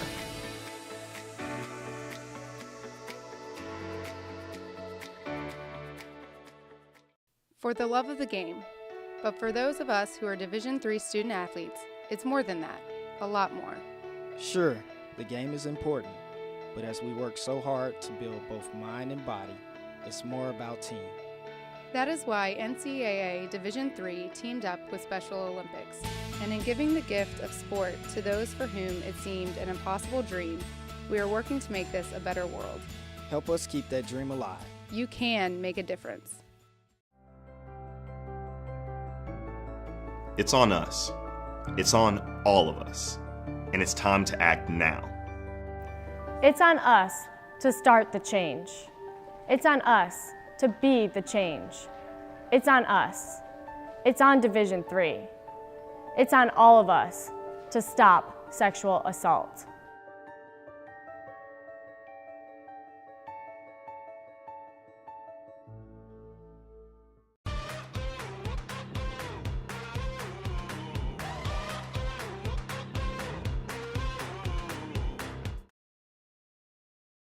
There it goes. It's gone. Welcome back to Hoopsville on this Monday evening. Jammed the show in. Run a little bit behind, but when are we not running behind this time of year? Or period, as they say. If you got questions for us, tweet us at D3Hoopsville or hashtag Hoopsville. Got a question in the email I actually saw just now from Peyton. We'll get to your question, Peyton, in a bit. If you want to hang around, it's about at-large chances. We'll jump into that in a bit. We just got done talking women's top 25. We'll talk men's top 25 here in a moment. But a reminder of our donation campaign. We're over $3,000. Thank you very much for that. But John Krikorian has made it known that I was aiming too low, that I needed to be aiming for $10,000. So we have bumped it to $10,000, and now he's challenging all of you to donate at least $50. That last part has not happened yet. John is the only one who's donated since.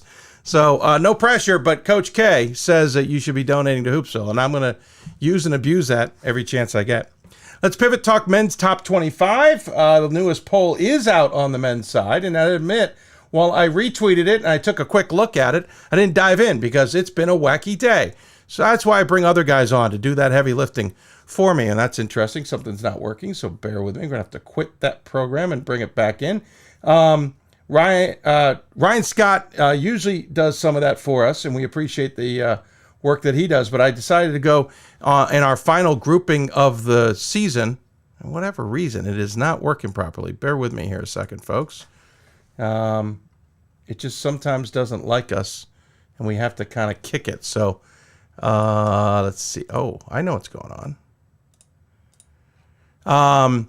So we decided to go with Bob Quillman, of course, because Bob's had a good sense of what is going on in all the land.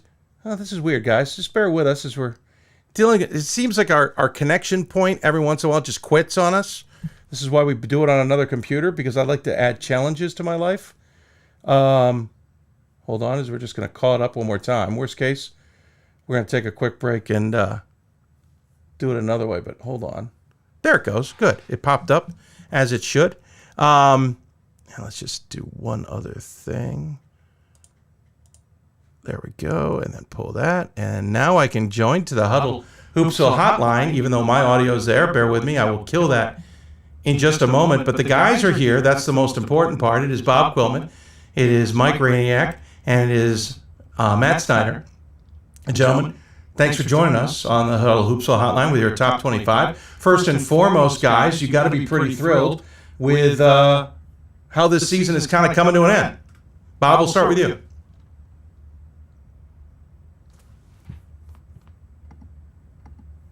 No audio. Odd. I know why. I'm going to fix it. Just bear. This is what happens when the computer decides to have its own mind on what it wants to do. So, going to add this. Going to go there. Going to come up top there. All right, going to take a break, folks. I'm going to fix this. Gosh, that technology sucks. We're going to fix it right now. This is why we need money into the funds to fix all this. These are your teams, your players, your community of fans. This is where they play, where they practice, where you cheer. At every meet, every event, every game. Your community is passionate, dedicated, supportive. You know the tension of a close game and the thrill of the win. So while you're cheering, keep an eye out for anything out of the ordinary. If you see something suspicious, say something to local authorities.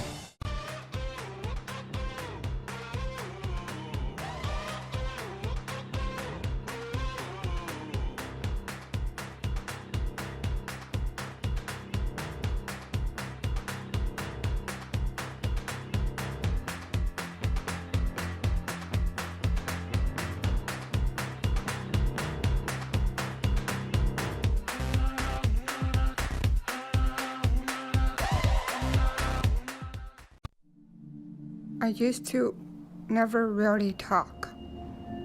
Ever.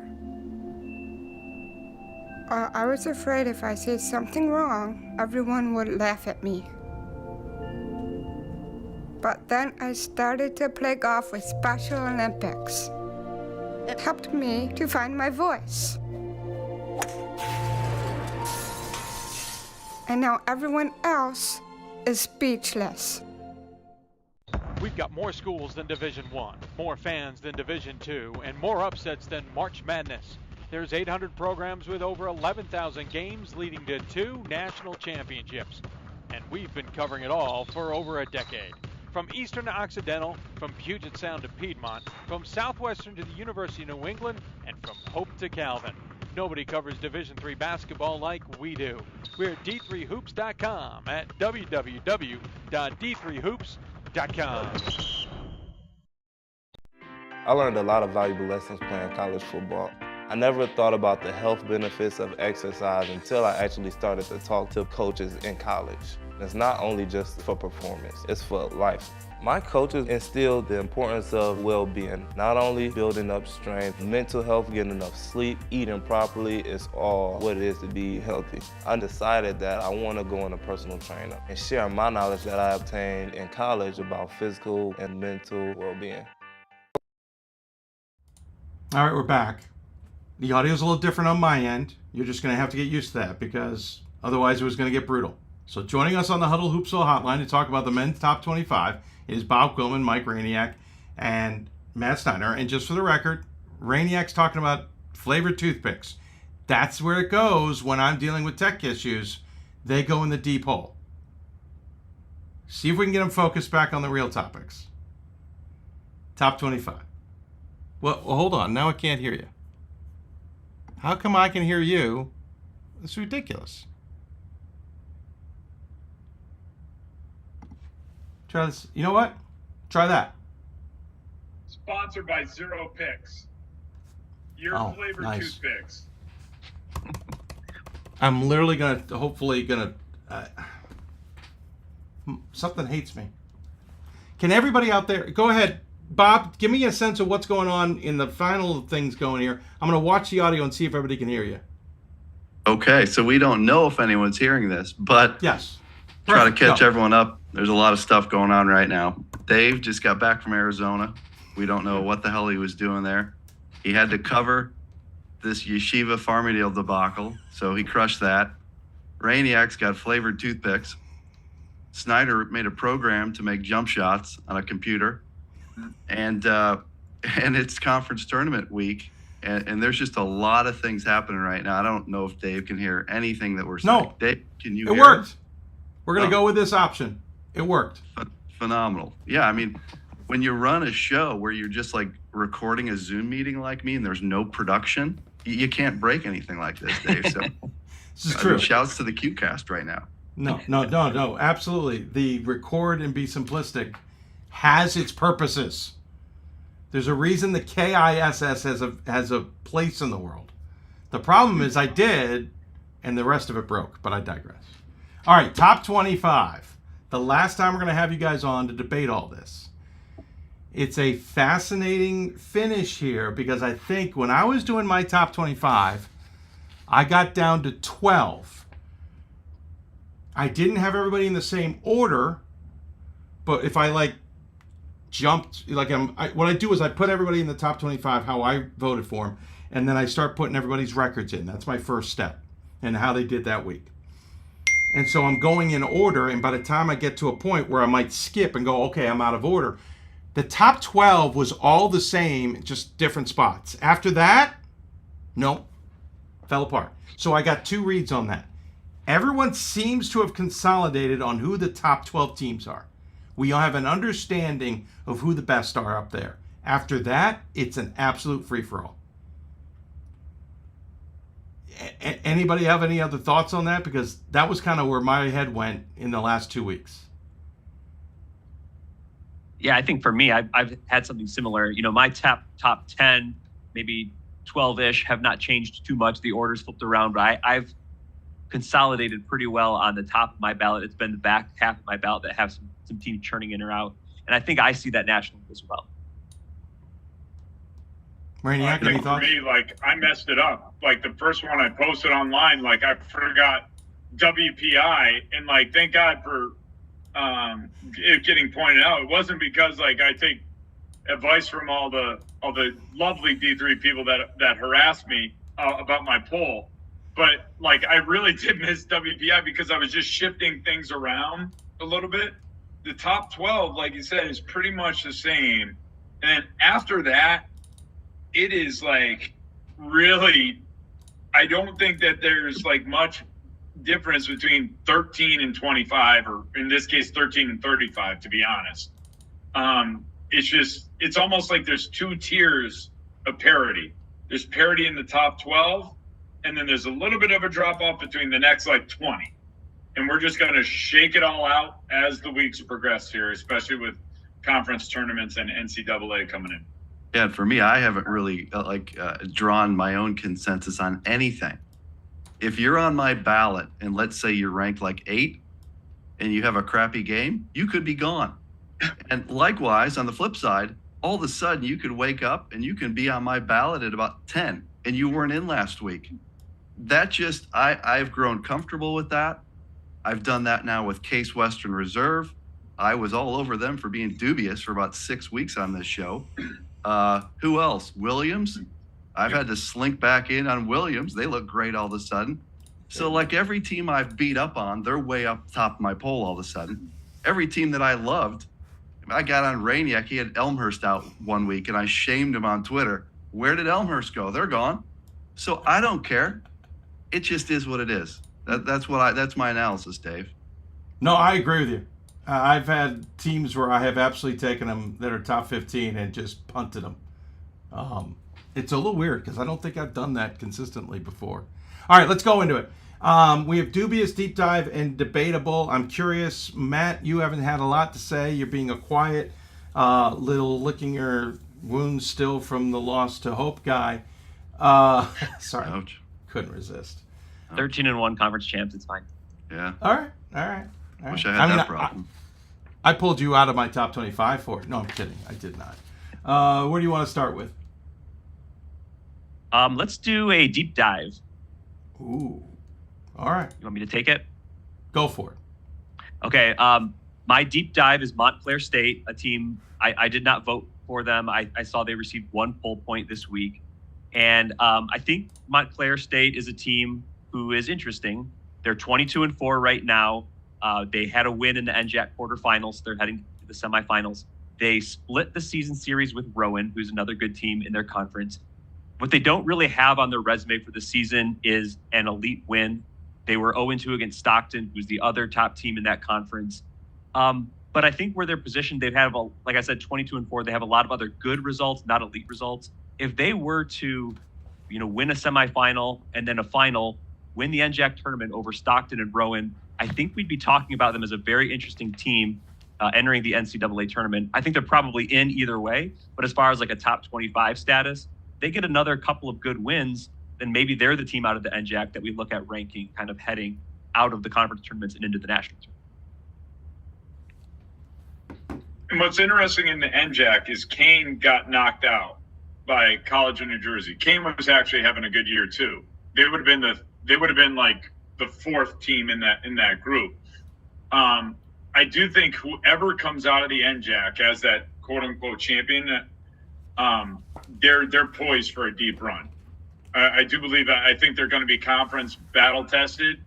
I don't think that there's such like an eclectic style in that conference, but it's also like a style. Typically whoever wins the NJAC, is poised because they're able to handle ball pressure significantly. It's typically an up and down, fast paced type of team that wins that conference. I think other conferences they'll be paired up with in the tournament. It's not like it's going to be an NJAC versus a NESCAC or NJAC versus UAA. It's going to be one of those one bid leagues that I think that they'll be better than. So it's going to be interesting. Whoever comes out, I do think Montclair has a shot for sure.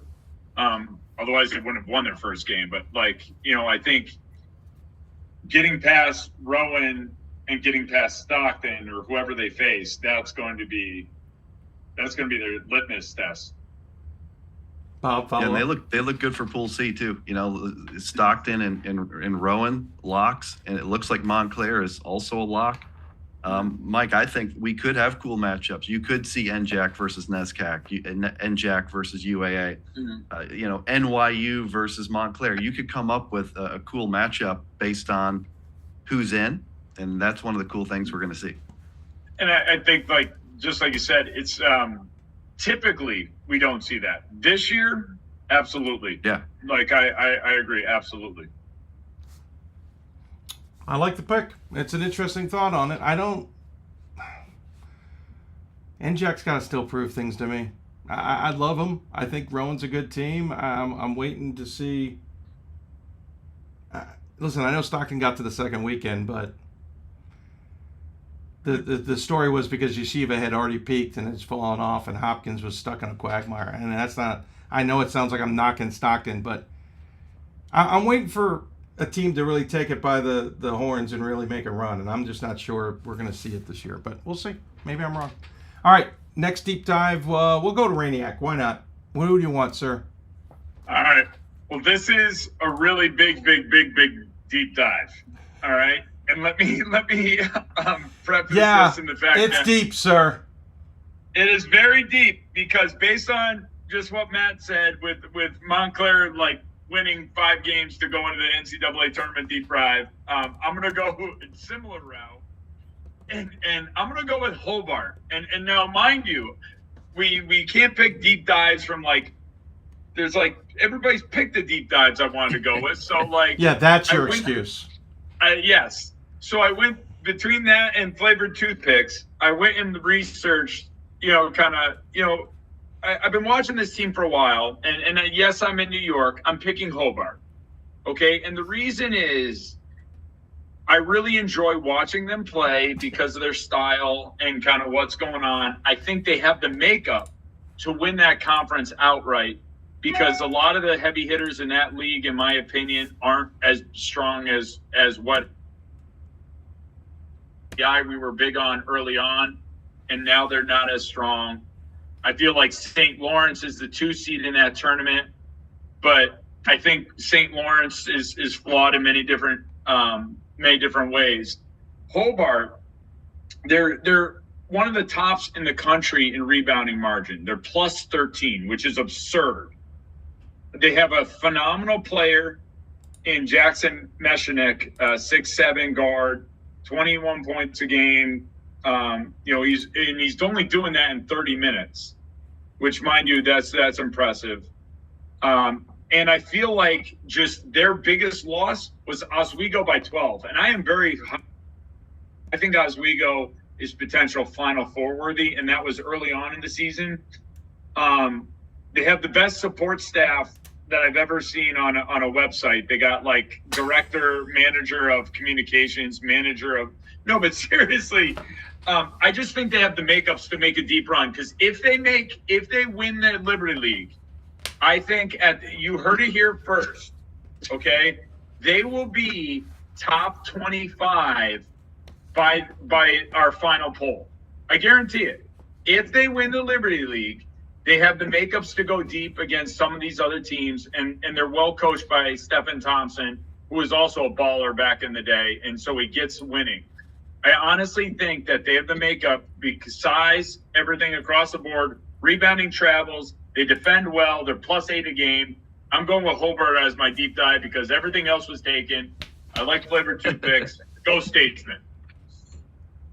I like it. I like that one. And that league is, I think it's up for grabs at this point.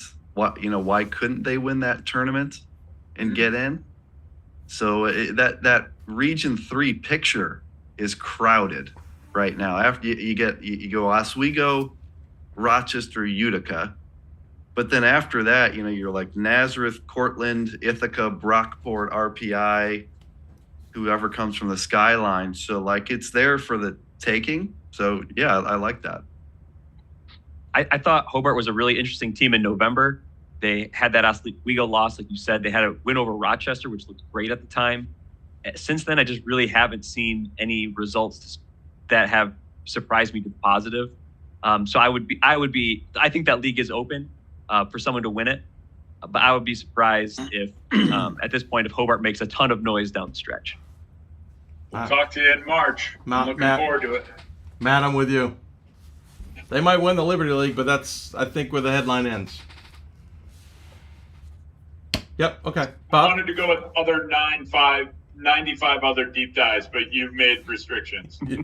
I'll go deep dive. So, again, Dave has a spreadsheet where all the dubious debatables and deep dives for the whole season are claimed, and he's trying to keep us to where we don't repeat. So I said, I'm going to take deep dive in a totally different way. I got into a Twitter thing today with a dude that was, his point was, why do they let people in from all these crappy conferences? His word, not mine. We get into that every year. Yeah, so here's my deep dive, and my deep dive is for all the folks in like the CSAC is going to be in particular. So Karen and Wilson are the 1 and 2 seeds respectively in the CSAC. And that's a 1-bid league. There's many 1-bid leagues. But I tell you what, does that matter to the kids at Karen and Wilson and the rest of that conference tournament? No. Do you think it means any less to them? It means more. They have no other path in if they lose in that tournament. And so, people love the Division I tournament because everyone gets in and Cinderella. But sometimes in Division III, we forget that it's the exact same thing. So whoever represents the SLIAC and the Skyline and the CSAC and just go down the line, I guess this is just my deep dive is a reminder to say there's a lot of teams from leagues like the CSAC, and this means just as much to those student athletes on the men's and women's side. What do you think about that, Dave? No, I love the shout out. I mean, I noticed you restrained yourself from saying if they won the conference, they would absolutely be a top 25 team and that they would make waves in the NCAA tournament. I noticed you restrained yourself from going down the Rainiac road. He guaranteed some stuff. Yeah, I'm not going to guarantee talked about Elmhurst, and I love Elmhurst. I I got roasted about that. You did. Yeah. But don't worry. They were riding high. Yeah, I don't know. If Wilson wins the CSAC, I don't think they're going to crack the poll. They might. They could go on a run, and then they're in. But I'm not going to guarantee it like Mike just did. That was your theme from a few weeks ago. Everyone can make it to Fort Wayne, so maybe it's Wilson. Fair. All right. There's our deep dives. 2 are pretty solid. Bob, where do you want to go next? I'll go debatable. So my debatable, again, I'm going to take this a little different direction. I looked on the sheet. I found a team that was available, and I used it that I'm going to tell a narrative about this team. So Keene State, I love Keene State. I've been voting them near my top 5 ever since that the Great Lakes Invitational game. Whoever it is, I'm getting this all confused. Whoever they beat and looked awesome. Whatever that game was, that played at Wabash. My debatable point is just simply the difference of the top 25 opinion of Keene. We have them number 5, I believe, right? Did they move up? I didn't look. They were 5, I believe. No, they didn't. They're still 5. They're 5. So they're 5 in the top 25 poll. Those of us that vote in the poll, we watch a lot of games, we think we know what we're talking about. We have them 5. In the NCAA criteria, I don't think they have any chance to host the first weekend. They have an SOS of 0.518, and their RRO wins they're better than they were. They have 3, but when you look, they weren't in the top 16 reveal, right? They were not in that with a 960 now winning percentage, and so it's really the debate is just the divergence between the top 25 and the criteria. Look on the flip side. Rowan is knocking on the door of being like a top 4 seed in the whole tournament. They're close. They're close. Yeah, but that top 16 came out before they took another loss. Well, then they're still there. They're still there. They haven't moved. They're like 5, 6, 7. They're right there, David. Or flip Stockton if you want to pick Stockton. Say Stockton. We are not voting highly, if at all, on Rowan and Stockton. And they're going to be seeded. They're going to both host. Rowan and Stockton will both host first weekends. Yeah. My gut says no.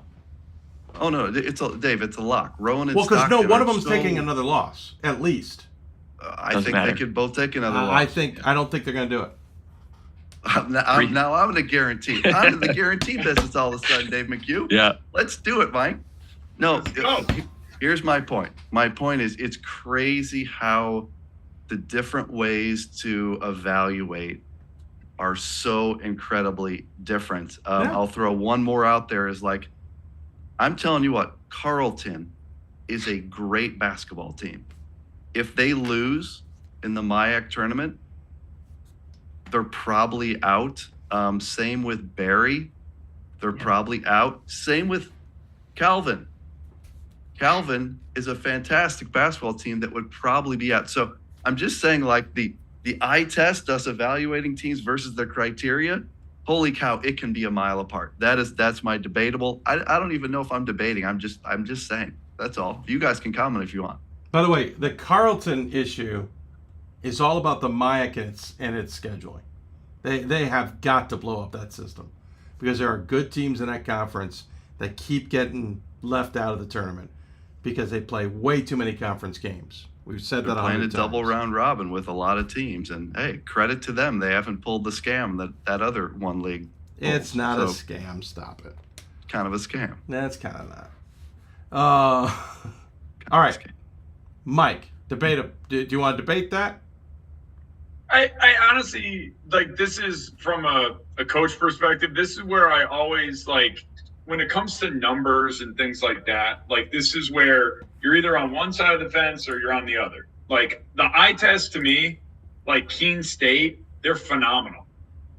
Phenomenal. And they have the makeups to go to Fort Wayne. But the fact that they can't host and they're 24-1, like, what else more do you want? Like, they lost to Middlebury. What else more do you want? Like, seriously, they've earned the right. And I know they're in the middle of, like, an oasis of Keene, New Hampshire. Like, basically, you drive up 91, nothing but maple syrup cans for, like, 2 hours. And then you encounter, like, this gorgeous gym. It's awesome. But, like, the 24-1, like, they should be able to host. And that's where I have an issue for the same reason, the coaches out there that go, like, hey, I got to shoot how many threes per game, and then we're going to win. And the stat, like, you got to coach by feel, like, in my opinion. So, like, and I know anytime you enter subjectivity with rankings and strength of schedule and things like that, it becomes blurry. At least with strength of schedule stats, you know, it's a little bit more black and white schedule. But to me, like, the fact that they're not potentially not being able to host, that is a tragedy. Well, remember, Lancaster Bible was sitting one game away from not even being in the NCAA tournament as a one-loss team. I know the resume wasn't great, but there's that win-loss conversation. Yep. We've been having it for quite a while. I've said that the SOS takes too much weight. Mm-hmm. Matt, any thoughts? The only thing I'll add is 3,000% Rowan and Stockton are both hosting the first weekend. That's a lock. Okay. Lock it in, Dave. Lock We're it all in. See, I know that there's other factors.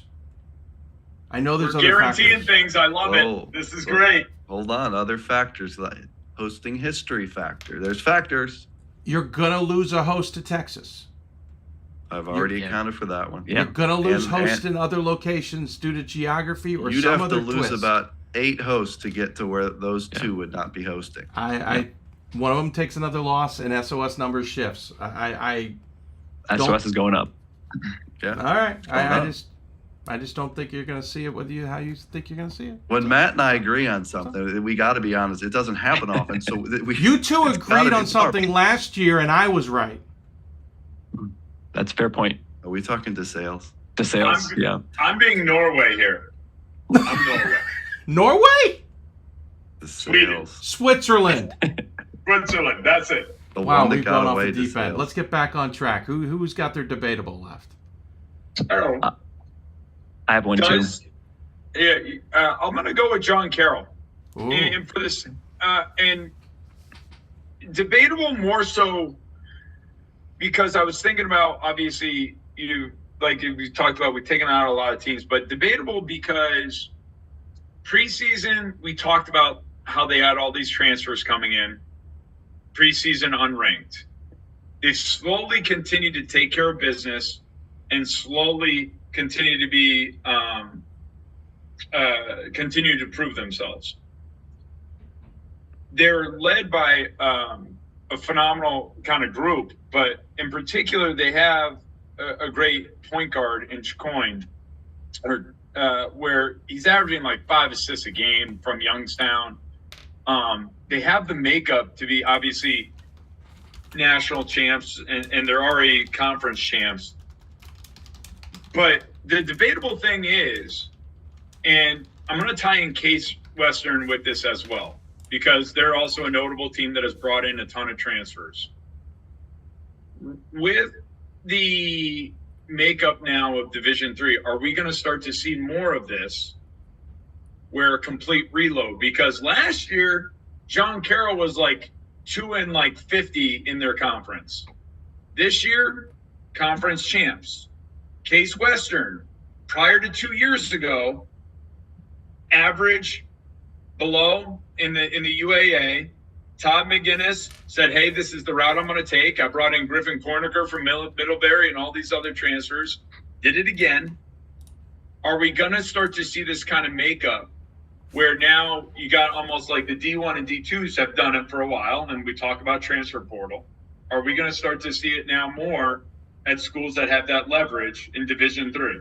Well, I think the big part of that, Mike, is the fifth year from COVID is a big part of what you're saying. Like I was looking at the CCIW All-Conference team today, realizing that Wheaton's 2 first-teamers are guys that are fifth-year guys. Tyson Cruikshank got to come back for a 5th year, and I'm very happy he did. And they brought in TJ Askew, an All-Conference guy from CMS, as a 5th-year guy at Wheaton. So a lot of what you're saying, Mike, it's absolutely true.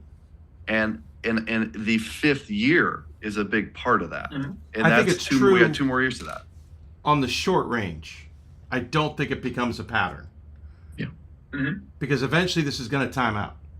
Yeah, 2 more years.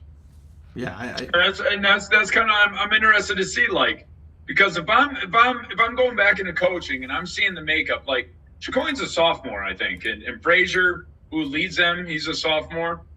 So like we're not even talking about 5-year scenarios. We're talking about transfers from legit Division I's. Is that going to become a path for recruiting now for D3 programs that have that avenue to kind of almost like go into like? But that avenue's always been there. Yeah, but like this year in particular, I feel like it has been more pronounced. It's continuing to be pronounced more. Maybe with the 5th year. I think with that one though, it's unique because Luke Ciccone is the head coach's nephew. It's his sister's son, and so like getting him, they tried to get him out of high school, and then he's got connections to the other guys that came. Mm-hmm. So that one's unique. And the other thing is like a lot of these D3s are recruiting these kids. You always try to recruit higher than D3, and you lose them to wherever Youngstown. But you hope that they boomerang back someday, right? And sometimes that happens. Absolutely. I think this is more a 5th-year COVID extra year thing than it is a D1 transfer thing, is my opinion. I agree. I had a great debatable topic. Thank you, guys. That was phenomenal, dude. Well, I had to make up for your deep dive. So my debatable team, if we're ready for this, is Johns Hopkins. They're number 7. I voted for them number 7 as well, but here was the debate I had. They split the season series with Swarthmore. They had a win earlier in the season against Mary Washington. Those are their 2 massy top 50 type wins that they have. Now I look around at most of the other teams in the top 10. I think most of them have more than just 2 top 50 type wins. So I was wondering for myself, and maybe if you guys have opinions on Johns Hopkins, are they this good? I think probably yes. Or are they a team that's kind of just floating around here and benefiting from getting pretty good results against a pretty good schedule without maybe any more of those top tier type results that we maybe are used to from a number 7 type team? I'll add one caveat. Tom Corey's out for the season. Yeah, I mean, that's huge right there, yeah. Now, I left him at 9. Did I leave him at 9? Sorry, I moved him from 10 to 9 because Swarthmore lost, so I was moving some pieces. Okay. Because they're still winning and they're deep. Now, I've seen them in person several times, so I've got a different perspective on them. But I've also had my concerns. They're a little slow out of the gate sometimes. The Tom Corey injury has me a little concerned, but I also know they've got pieces when Corey's not playing well that have played well. So I'm in wait-and-see mode. Yeah, they're a deep team. It's not like Corey's a guy that averages 22 points a game. I think he averages like 14. Correct. And they do have a lot of talent behind him. That said, he is, if he's not the heart and soul of the team, he's in the top 2 of that conversation, right? Yeah. So I think there's a couple situations playing out that are just the same for me. CMS lost their point guard, who's an absolute stud. Brian Kenyon. And so like I have stopped voting for CMS because, you know, the top 25 poll to me, it's like, how do I view that team right now and moving forward? Without their starting point guard, I think they're about a number 38 team, but I don't think they're 25. Johns Hopkins, without Corey, I'm still voting for him too. But that's a great one, Matt, because I just don't know if I can expect them to do much moving forward without him. He's a great player. Listen, Tom's probably watching the show, and I hope he doesn't hate me for this. And I say that seriously because I bumped into him at a high school game. I noticed this year Tom wasn't the same Tom Quarry as years past. And while he's leading the team in scoring, I get that. I don't think he seemed as dangerous a shooter as he's been. And maybe I've got the wrong read. And so my opinion on it is, yes, he's out. But because of that depth, they're already in a position to replace. Again, wait and see. I could be dead wrong on that. But that's kind of where my mind went with it. And by the way, I'm still voting for CMS. I know he's out. But again, it seems like they're doing okay. And I know it's... So we've respected the conference and how well they're playing. They just beat Redlands without him. So... Yeah, I watched the Redlands game and I was like, I just screwed this up because they look awesome. So like, yeah, I'm almost back on them now. In fact, I'm waiting for that Pomona game. But you're right. Fair. Sometimes guys step up and things look great.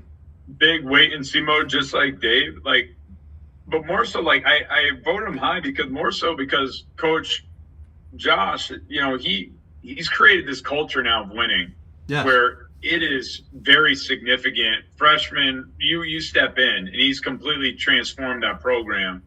So kudos to Josh. You know, and I think like Johns Hopkins is all now, just like Swarthmore, they're gonna be deep. They are. Like, and like the quality of talent that they get. Yes, Tom Corey is a loss, and I don't think you can replace that. But I still think they're going to go deep. But how deep now? Obviously, I think that's going to be affected. By the way, they have a cousin of Matisse Thybulle, so you know obviously they must be great, right? Easily. Sorry, I just wanted a name drop for the fun of it. No, I think Matt, I'm debating because I do know those dynamics. I think it's a great one to have. Great one to have. So we're good. We're done with debatable, right? So that leaves us with the oh so famous dubious. Mm-hmm. And I think, if I'm not mistaken, and this concerns me a little, we start with Rainiac, right? You can go with Matt Snyder. I'll say mine. Matt, it is in your ball. Okay. I'll share my dubious. It is Middlebury. They checked in at number 18 in this poll, so I'm not really necessarily dubious of their poll position. I know they've slipped, but I'm the reason I picked them is I think they peaked a month ago at the wrong time. I'm dubious of their position right now. Last month they had big wins against Williams and Keene State, and they looked great. They looked as good as anyone in the country. People were voting. I think I was maybe voting them number 3, somewhere around there. Yep. But they have one win in their last 4 games. It was an overtime win, which means if you want to find their last regulation win, you have to go to January to find that. And that's big. I mean, you're heading to the NCAA tournament. They're already sitting on the bubble. They've lost in their conference tournament. They're going to get their name called. But as we go into the NCAA tournament, if they lose a first weekend game, we're going to look back at their schedule and just say, what happened to Middlebury here? I think 18 is an appropriate spot for them. I think that was right around. I voted them for 20. They ended up at 18. So I'm not really dubious of that, but just kind of as that team in the direction, I'm not really sure of what's happening. It's a great call because I had them as high as number 3, I think. And even after they lost, they lost it like at Wesleyan, I want to say, and I didn't do much to them after that one. Yeah. And then it was the Connecticut College next. So I'm still probably higher than everyone else because I'm like, they're awesome. They're great. Like I still have that Keene State game stuck in my head and the game at Williams. I mean, they took it to Williams at Williams. I don't know what's going on or how that team could be on the struggle bus, but they are. they're still in pretty good shape. If they can get it together now, they're pretty good shape to host a first weekend, right? They're almost a lock to host. I don't want to get Dave mad on that one too. I think, Matt, they're in good hosting shape, right? I think so. I think they'll host. Yep. So if they can get it together, they're going to be okay. But it's a great dubious because they're not playing like they were. In week 10, I had them 7. I took them to 12, and now I have them to 21. And I voted them 25th. I honestly don't know what's going on, but I was watching that Tufts game this weekend, and right, wrong, or indifferent, they couldn't put the ball in the ocean from 3. Like, they were like 5 of 23. Like, I'm looking at the box score. Like 5 of 23. We have some players going 0 for 9, 0 for 4. I think that's when you become just one-dimensional, like with Sobel in the paint, you become more guardable, and Tufts became that, where they were able to defend it pretty well. So if I'm going against them, my goal is to run them off the line and then, make it a 2-point game, because, like, if they're shooting well, then obviously they're dangerous, because then you got the inside and outside combo.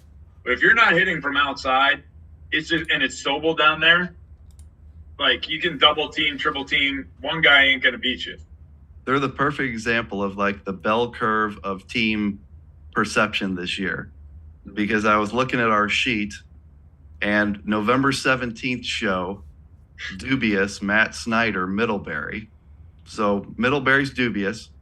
Then we all loved Middlebury for about 5 weeks or whatever it was. Now we're all back to them being kind of like, you could say that about 20 teams at this point. They just, maybe they started high or they started low and they went in different directions. It's the perfect example of this season and not having any idea what's going on half the time. Yeah, totally agree.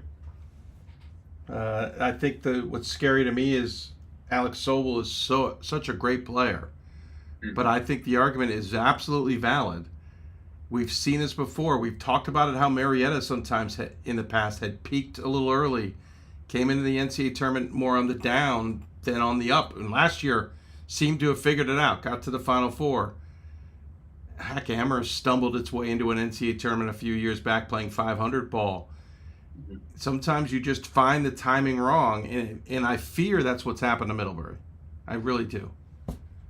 Definitely on the line. And now they lost in their conference tournament, so now you got the extended break. That could either be really good reset. Yeah.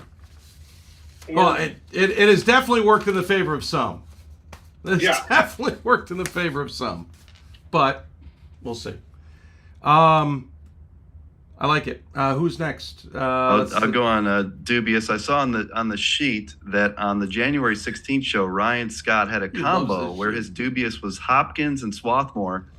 And so I see Matt and I have kind of exploited a loophole, and we've used both of them now. So he had Hopkins as debatable, and I've got Swarthmore as my dubious. And I allowed it. Yeah, and so here's the deal with Swarthmore. Again, look, anyone that hears me coming to them on dubious, they should just jump up and down. It means you're going to win your next 8. But I think Swarthmore's a great team. I just don't know if they're 8 or 29. I mean it. So I look at their wins. Okay, they beat Rowan. What if I'm dubious on Rowan? Okay, Wesleyan, DeSales, Hopkins. What if I'm kind of dubious on Hopkins? Muhlenberg twice. They lost to Widener. They lost to Hopkins. They lost to Gettysburg just recently.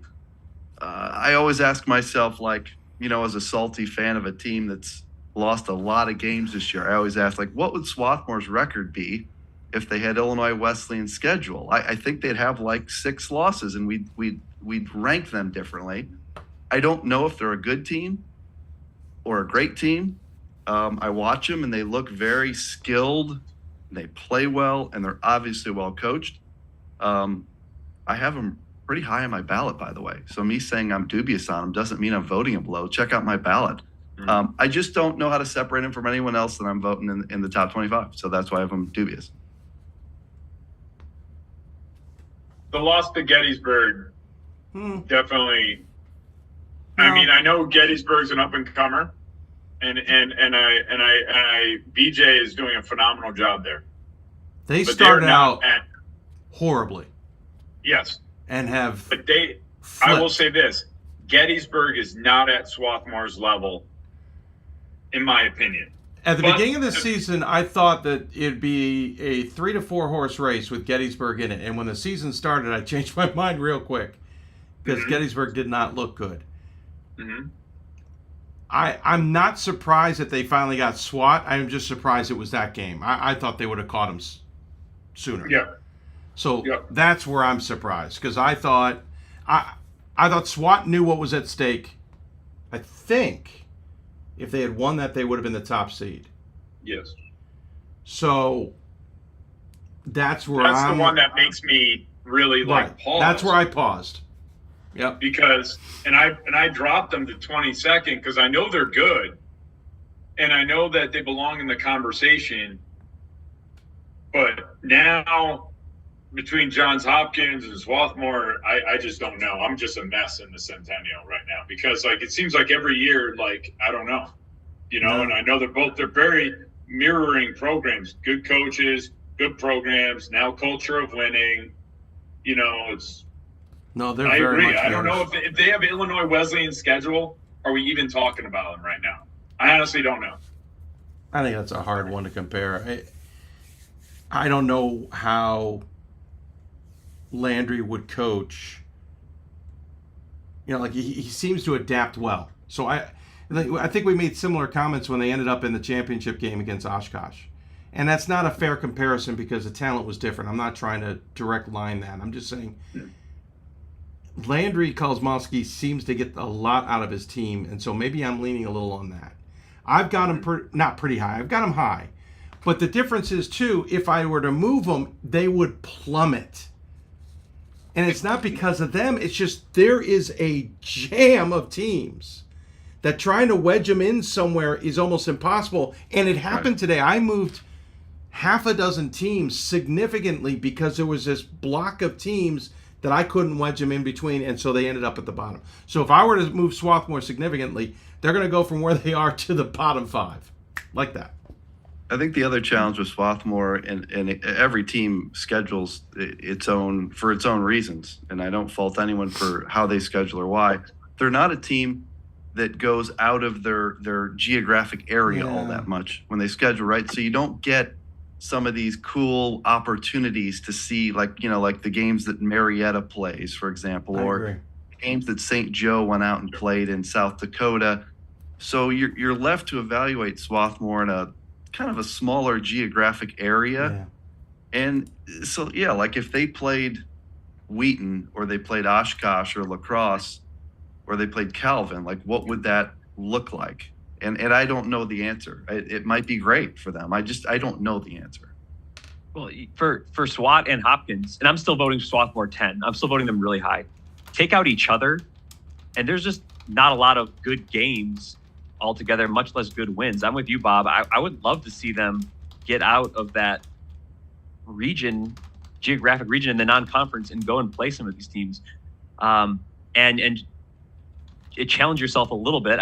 They played a fine schedule. I think they played a good schedule. Their conference there's another pretty good team in there.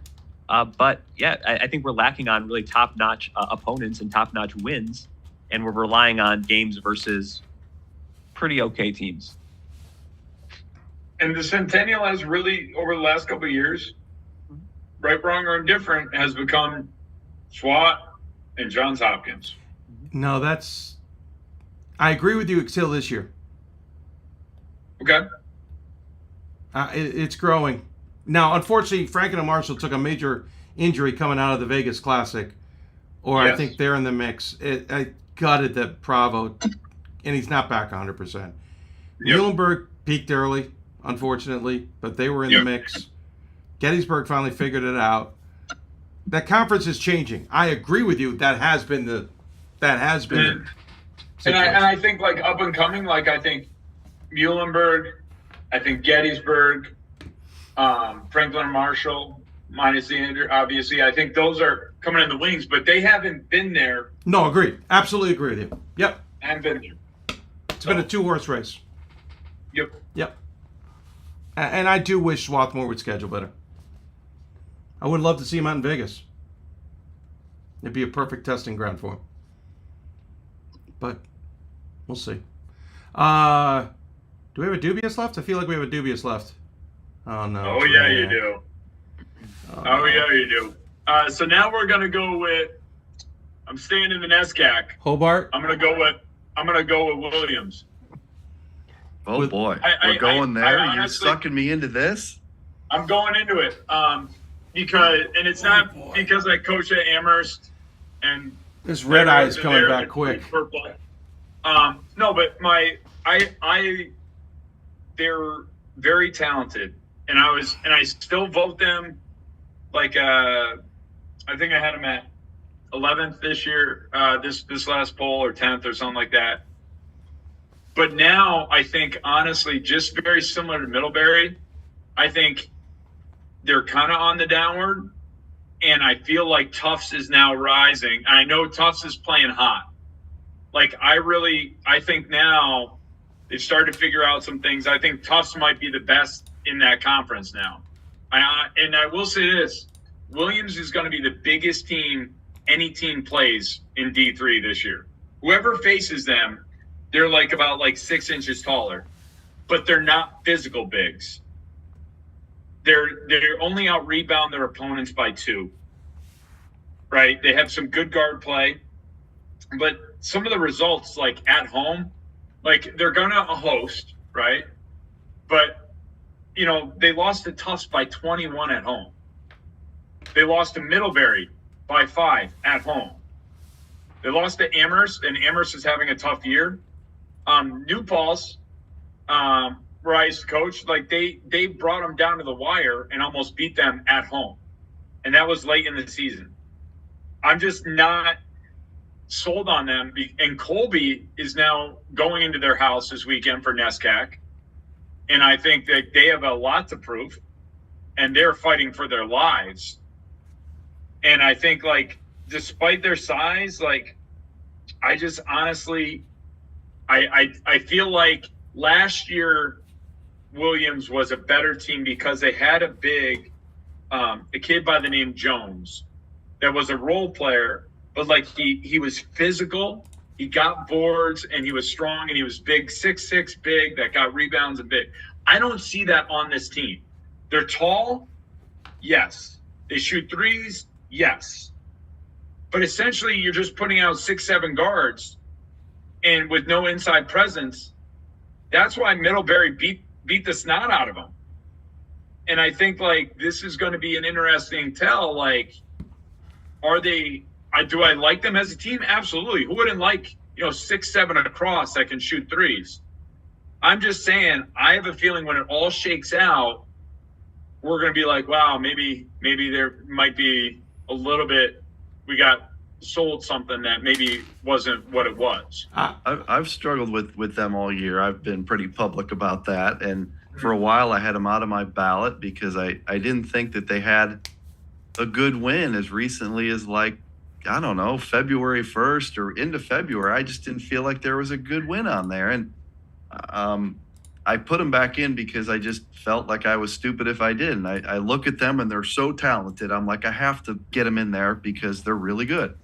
I will say that with them, something seems off. I watched the New Paltz game, and that went down to the final seconds. That shouldn't happen, right? That was at Williams. And then B, I think it depends on matchups. If they played a physical team, yes. Not even a huge fit, like a Randolph-Macon physical, or a lacrosse physical that you don't think of them, but lacrosse or if they matched up with a team that got after it, I don't know if that's a good. Now, if they play a bunch of finesse teams in the tournament on the way to Fort Wayne, wipe the floor with them. They'll wipe the floor. Yeah, right. They can make it. Example, NYU versus Williams would be a fascinating game. They're very different teams, but Williams would probably do okay there. But Williams versus you pick a team that's physical. And I think that's another story. So I'm fascinated to see how Williams does. I really don't know what to make of them. And it's tough with that NESCAC schedule, only playing the single round robin. I know they schedule some of these teams out non-conference as well, but we don't really get to see them. What are they really truly like inside the conference? And they didn't really put together the best non-conference schedule in the world. So I think we're only left with a handful of conference games. It's a strong conference, but just playing through the league once, not even a time and a half, I think it left us with some difficulty in assessing how really do they stack up against these other teams in the league. And to try to compare them nationally, I think has been even more difficult. I will say, I think it was, did they play Colby at the end of the NESCAC season at Colby? Was that the game I'm thinking of, or was it Connecticut College? Connecticut College, probably. Connecticut College. Connecticut road game I'm picturing on the stream. Yeah. They wiped the floor. Right. It was like 38-10 or something. And they won by 40. Yeah, that's when I was like, I got to get those guys back in. They're pretty good. And that was a Connecticut College team who, the night before wiped the floor with Middlebury, 60-49. Yeah, so that was back-to-back nights, and Williams looked so good. They destroyed them. And they looked like they were playing with passion. They looked like they were mad, and that they were getting after it. They were making baskets, and they were celebrating baskets. And so, which Williams? I don't know who the real Williams is, but they're as talented as anybody. I know that. Mm-hmm. It's just like you said. It's going to come down to matchups, right? And like, I'm really anxious for this weekend, Colby versus Williams. That's going to tell me a lot. It's going to on both sides, because I'm anxious to see how Colby looks, kind of on a when they're fighting for their lives, and obviously, Williams has struggled. Normally in that gym, in Chandler Gym, like that is such a great environment to play in, because they bring in the fans, and it is such an unbelievable gym. Like, that is a huge home court advantage. So for them to lose those games by that amount in Chandler and have battles in Chandler, that hasn't happened in years past. So like, this is kind of like something. I'm with you, Bob. Something to me seems off. One thing, you're talking about a game a month ago. They just wiped the floor with Trinity 62-47 at home. So I get what you're saying. They almost lost to New Paltz at home, and that's February 7th. No, but I get what you're saying. I just think that might be a little heavy lean on a two-game stretch a month ago. Sure that. I'm not that I'm not apprehensive. I actually moved them up this time, but I didn't move them up as far as maybe many would expect. They're still 14 for me. They've been below that for much. It's just that they're winning when I didn't think, after that two-game stretch, I thought they were going to stumble all the way to the end. Mm-hmm. And another matchup, college game. Another example of a matchup, I think, that like Case Western Reserve is a perimeter-oriented team, but they punch you in the mouth. That team has a bunch of dudes that come right in your face. Yeah. They get to the basket. Everything they do for a perimeter team, they are crazy physical. I would love to see Case play Williams. I think that's the kind of game where Case is going to deliver the punch, and how does Williams take it? Maybe they take it fine, but matchups, it's pretty fascinating stuff. I want to figure out the mileage on that. Anybody know if we can get Case and Williams together? Hey, this year, I mean, you could end up in a sectional weekend where they're together. Now that Case has moved up, man, I think you could argue they're a number one seed all of a sudden and build a bracket like a Case, Wheaton, Oshkosh, Wash U kind of thing, where Case it's possible. Who knows? Yeah. They may be heading more west than east, is what I'm thinking. That's possible. 508 miles. Oh, 508. Come on. Flag on the play for just spoiling our fun. Yep. Not on you, Matt, on the mileage. Just not fair. Jets. Gotta be a more direct route. Right. Can we cut across the lake? Yeah. Gents, always appreciative of the information and the chat. I asked the guys this, kind of what are you looking forward to in this last week? What should we get ready for? We'll have Bob and Matt on next Sunday. Mike, with his ideas about Hobart's been kicked to the curb. I'm just going to ride that as long as I can. You're giving Coach Thompson over there so much bulletin board material. I'm feel telling free. you, it's going to be great. Go right ahead. They're going to make a deep run, and we're going to be so happy. Then they can donate to the cause. You know what I'm saying? That's also true. There you go. I will use it to my advantage. Rainiac, we'll start with you. Thoughts as we close out the last week of the season. Yeah, I think like just now is what it's all about. Like the conference tournaments are where it's going to really start to shake things up. This is where, when you're in it, you're fighting. Obviously, if you're out, you're stressing. Like because like as the bid thieves start to happen. I remember being on buses, tracking on D3 hoops, like who's winning and who's not, and like losing your mind. I think this is where a lot of it is going to be obviously told and telling, which teams are peaking, which teams are in a funk, and which teams are going to be the ones to watch. Hopefully we start to get some clarity of who the alpha in Division 3 is, because I'm still waiting for it. I know I vote number 1, I vote number 2 and 3. I don't have an alpha. I really don't. Like I said, I got 2 groups. I got a group of 12 and then a group of about 40 others. And it's been a very unique year in those regards. So I'm really looking forward to a lot of the conference tournaments this weekend and see how they're shaking out. Going to put it on the big screen. Obviously, the back-to-back days of hoops is going to be awesome. And, Sunday, hopefully, we have some clarity about kind of what's going to be transpiring. Maybe, who knows? Like, I've been surprised before. Who would have ever planned for a pandemic? So we're all looking forward to it. Matt, we'll go to you next. I can't believe we're already at conference tournament week of the year. It's crazy that we're here. It's the best week of the year. It's the worst week of the year. You're on the bubble. You're trying to get that pool A. But it's really fun. There's fun games every night. So these are the weeks to tune into Hoopsville, see what's going on. Hashtag D3 Hoops on Twitter, chat about the game, see where your team is, who's in, who's out. Love this time of year. I'm just looking forward to what's going to be probably a crazy championship weekend here, and then the start of the tournament after we get brackets next week. Bob, your thoughts? 3 takeaways. Bacon night at Trine is a big deal. Just don't invite poppers. Flavored toothpicks are legit. Ask Rainiac. He's got an endorsement deal on those things, and he's going to make a ton of money. And 3, it's conference tournament week. It's like the best stretch of the year. Every night, figure out which games you're going to watch. Every single night there are cool games on. Figure out like who your team needs to win and lose, and I will promise you're going to have your heart broken more than once as the week plays out if you're sitting in that bubble, because you're going to pull up these streams and some random kid that you've never heard of from Heidelberg is going to break your heart. It's just So like true. that's the kind of thing that happens, and it's beautiful. So true. So just sit back and enjoy it. It's kind of like the guy who won the slam dunk contest for the NBA. Who just yeah. Hey, by the way, before I let you go, I had that one question. We waited for an hour. I can't believe we went that long.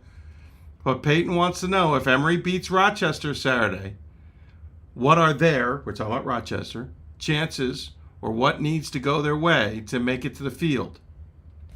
I think if Rochester loses, they're probably out. Yeah, there's going to be a big debate on that, but I think, Matt, 640 if Rochester loses, right? They're 640, and Emory would be 640. So either way, someone's going to be 640, maybe? I think the loser is 640, yep. So I think, for me, you got to draw a line at winning percentage at some point here. And I went back 5 seasons of Pool C, and 5 seasons, there's only been one that, I think there's been one under 60 or so. 670. That was the 630. That was at Oshkosh way back. Mm-hmm. There hasn't been. That was 5 years ago. There hasn't been one since. Nor one before. I don't think 640 is good enough. I look at the bubble, and there are decent resumes that are going to be on the bubble.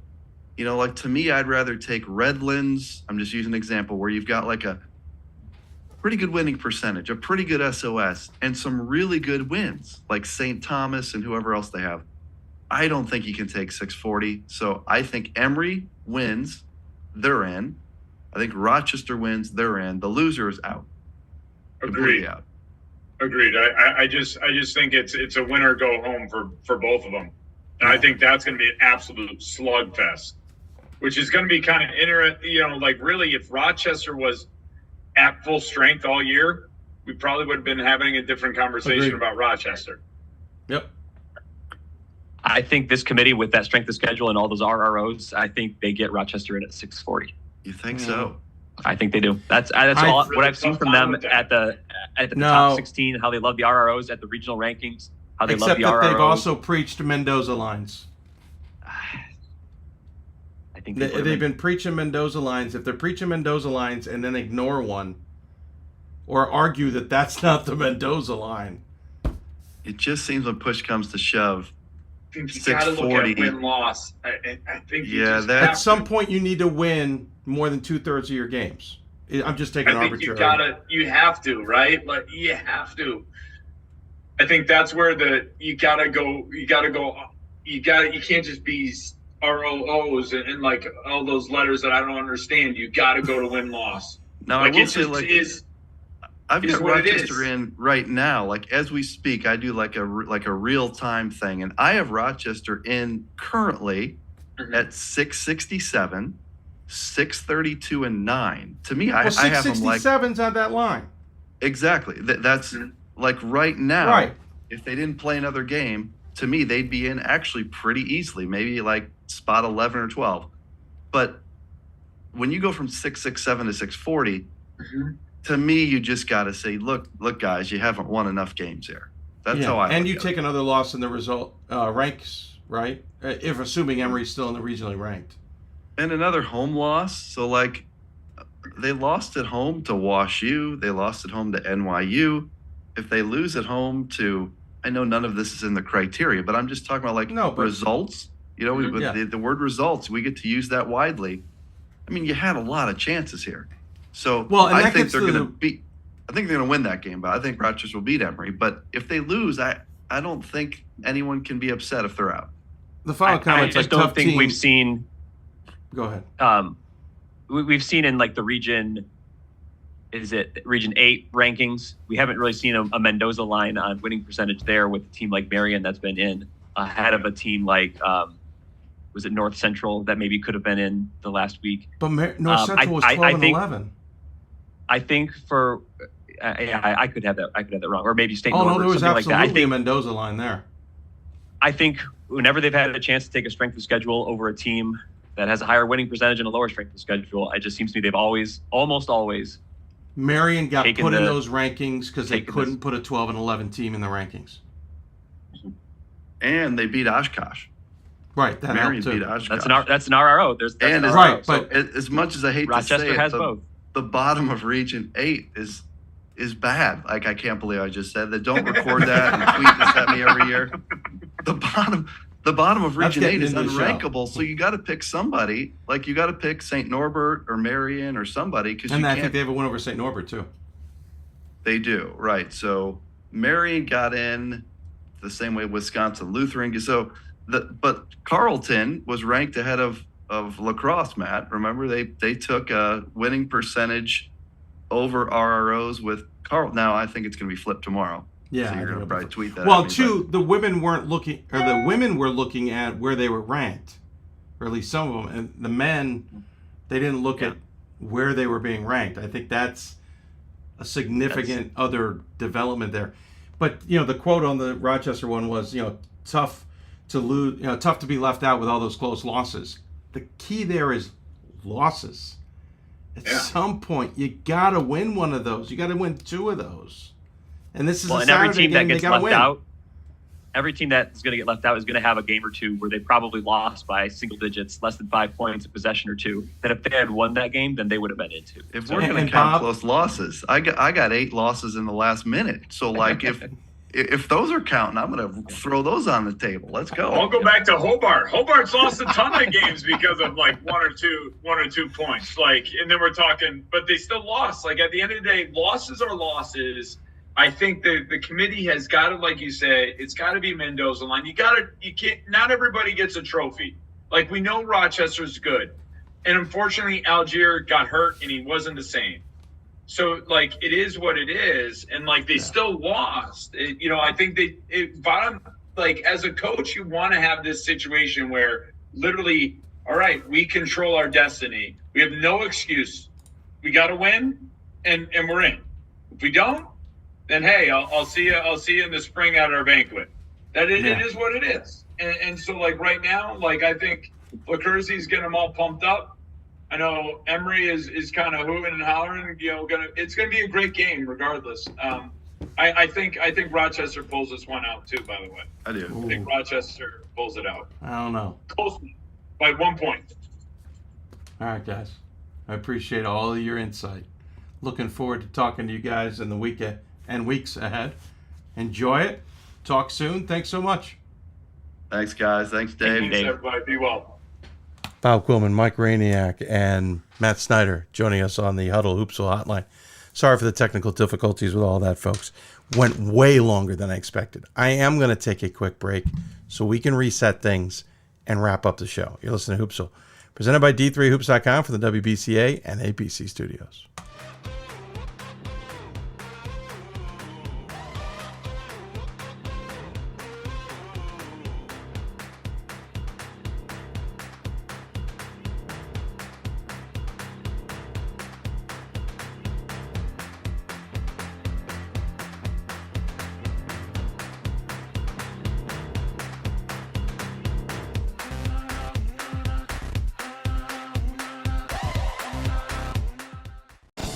These are your teams, your players, your community of fans.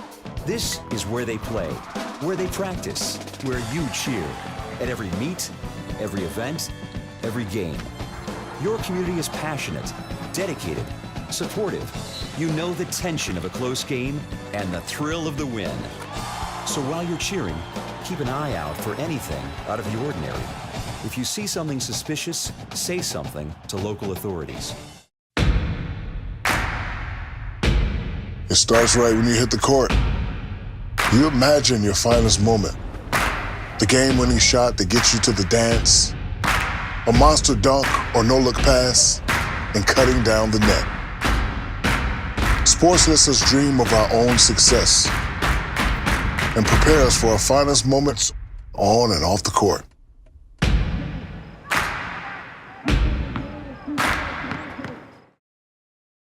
We've got more schools than Division I, more fans than Division II, and more upsets than March Madness. There's 800 programs with over 11,000 games leading to 2 national championships. And we've been covering it all for over a decade. From Eastern to Occidental, from Puget Sound to Piedmont, from Southwestern to the University of New England, and from Hope to Calvin. Nobody covers Division III basketball like we do.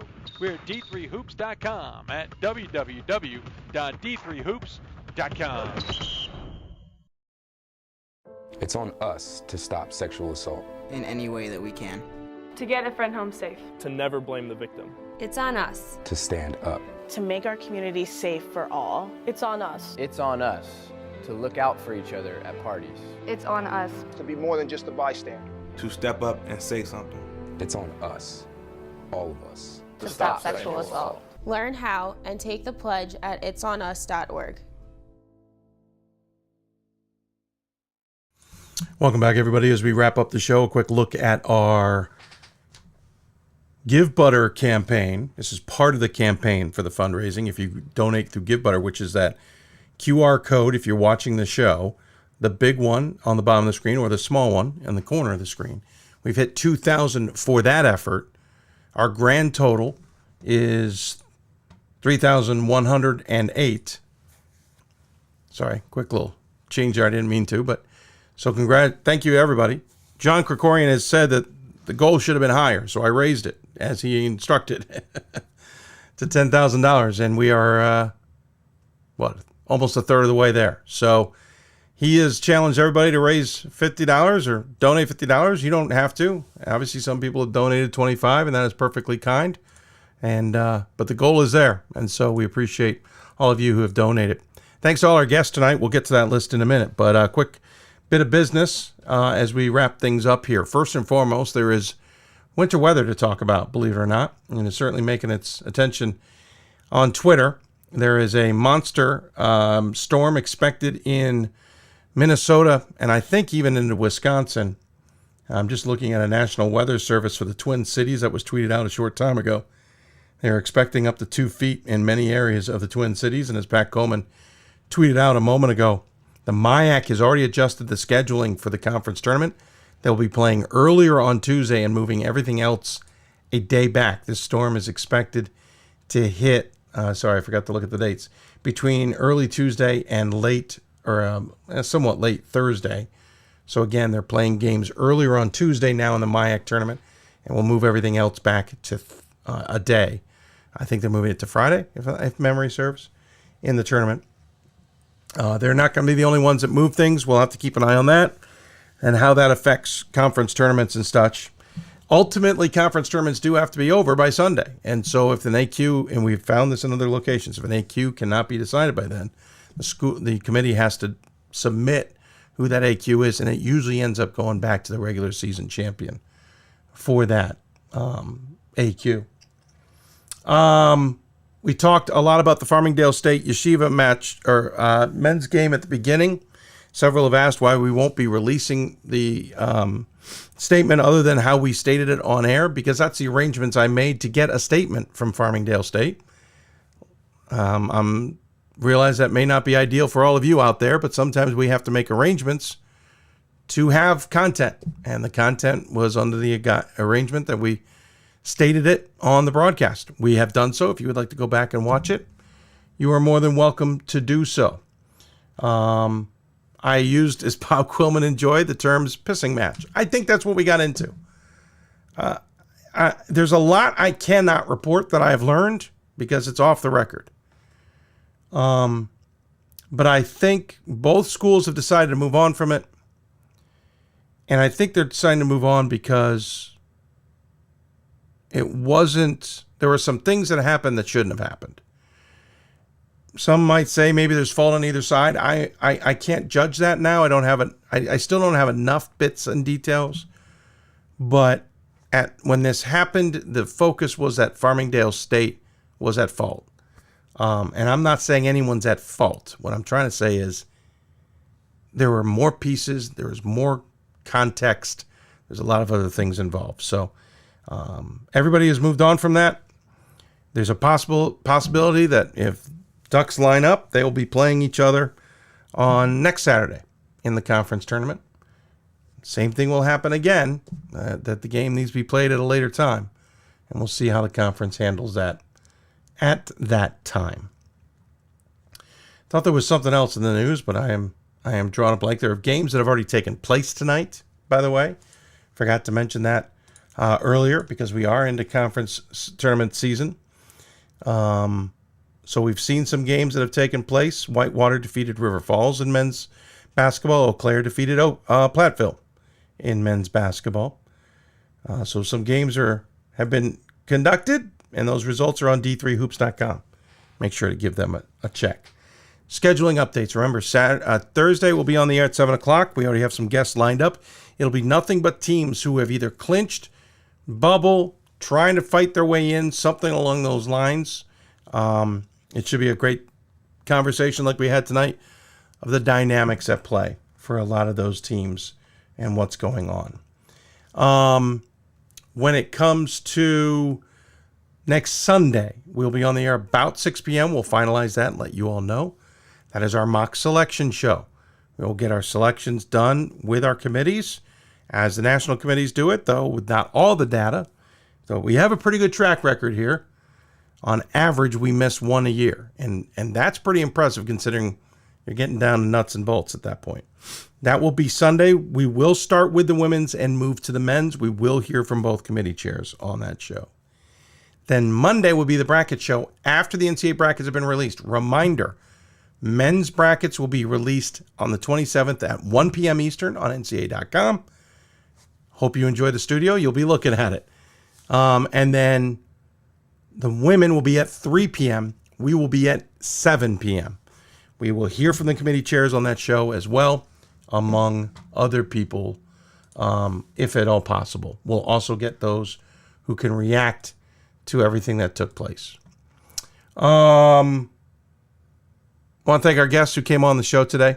From Catholic, Aaron Kelly. From Christopher Newport, John Krikorian. From Ithaca, Dan Raymond. And, of course, the guys from the Double Takes, Riley Zayas and Scott Peterson on the women's side, Bob Quillman, Matt Snyder, and Mike Rainiak on the men's side. The other guys are on the women's. I'm not really sure what I said. My brain has checked out a while ago. I am exhausted from a very busy weekend. Also want to thank all the SIDs. Jeff at Catholic, Francis and Rob and Christopher Newport. You can tell I'm done. At Ithaca, I want to thank their support as well. I don't want to screw this up. So, Justin, of course, Justin Lunt. Sorry, sir. Very much thank you. We did have another women's guest lined up. It fell through. It happens. But we'll work to get some great segments on on Thursday's show as well. I think that's going to do it for us. I thought there was something else. Obviously, the fundraiser is ongoing, so please be supportive. We really appreciate it. If you're listening to the podcast, by the way, please give us a like and a review. Give us a high rating so we can move up the podcasting realm so more and more people can find us. If you're watching us on demand, thank you very much. Last Thursday's show was tremendous in terms of not only those of you who watched, but the effort. And we once again thank the NCAA committees for allowing us to release the top 16s. We certainly appreciated it. We thought it was a success. We hope you thought it was a success as well. And with that, I think we can safely wrap things up. I appreciate all of you who appreciate the coverage. Bob Quillman had some nice tweets tonight as well regarding our coverage. Appreciate his time and his support as well on what we do here on the show, as well as being a guest for that matter. And I think that shall do it. Thanks for tuning in, everybody. You've been listening to Hoopsville, presented by D3Hoops.com for the WBCA and ABC studios. Thanks to our partners at D3Hoops.com and Sport Tours International. We'll talk more about them on Thursday's show. As if you want to go to challenge yourself, maybe improve your schedule, make sure you sign up for the D3Hoops.com Classic with Sport Tours International. It helps us put together at the South Point Arena in Las Vegas. It's a great event. We would love to have some of the best in the country coming out there to challenge themselves against some other of the best. Or if you're not there yet, but you want to put yourself out there and challenge yourself, and you think you've got a program that's about to make waves, you should be at South Point as well. We'll give you a good match, and we'll treat you right as well. Sport Tours International, contact us. We'll get you in touch with them and get you to Vegas as well. Also, thanks to the Women's Basketball Coaches Association and the National Association of Basketball Coaches for their tremendous support of our program. And thanks to all of you who so far raised $3,000 towards our real goal of $10,000. Thank you very much for the support. And with that, we sign off. We'll see you back here on Thursday at 7 o'clock Eastern for more Hoopsville. Because if you want to talk Division III basketball, you've got to watch Hoopsville. Have a great night, everybody, and we'll see you on Thursday. Enjoy the best week of the regular season.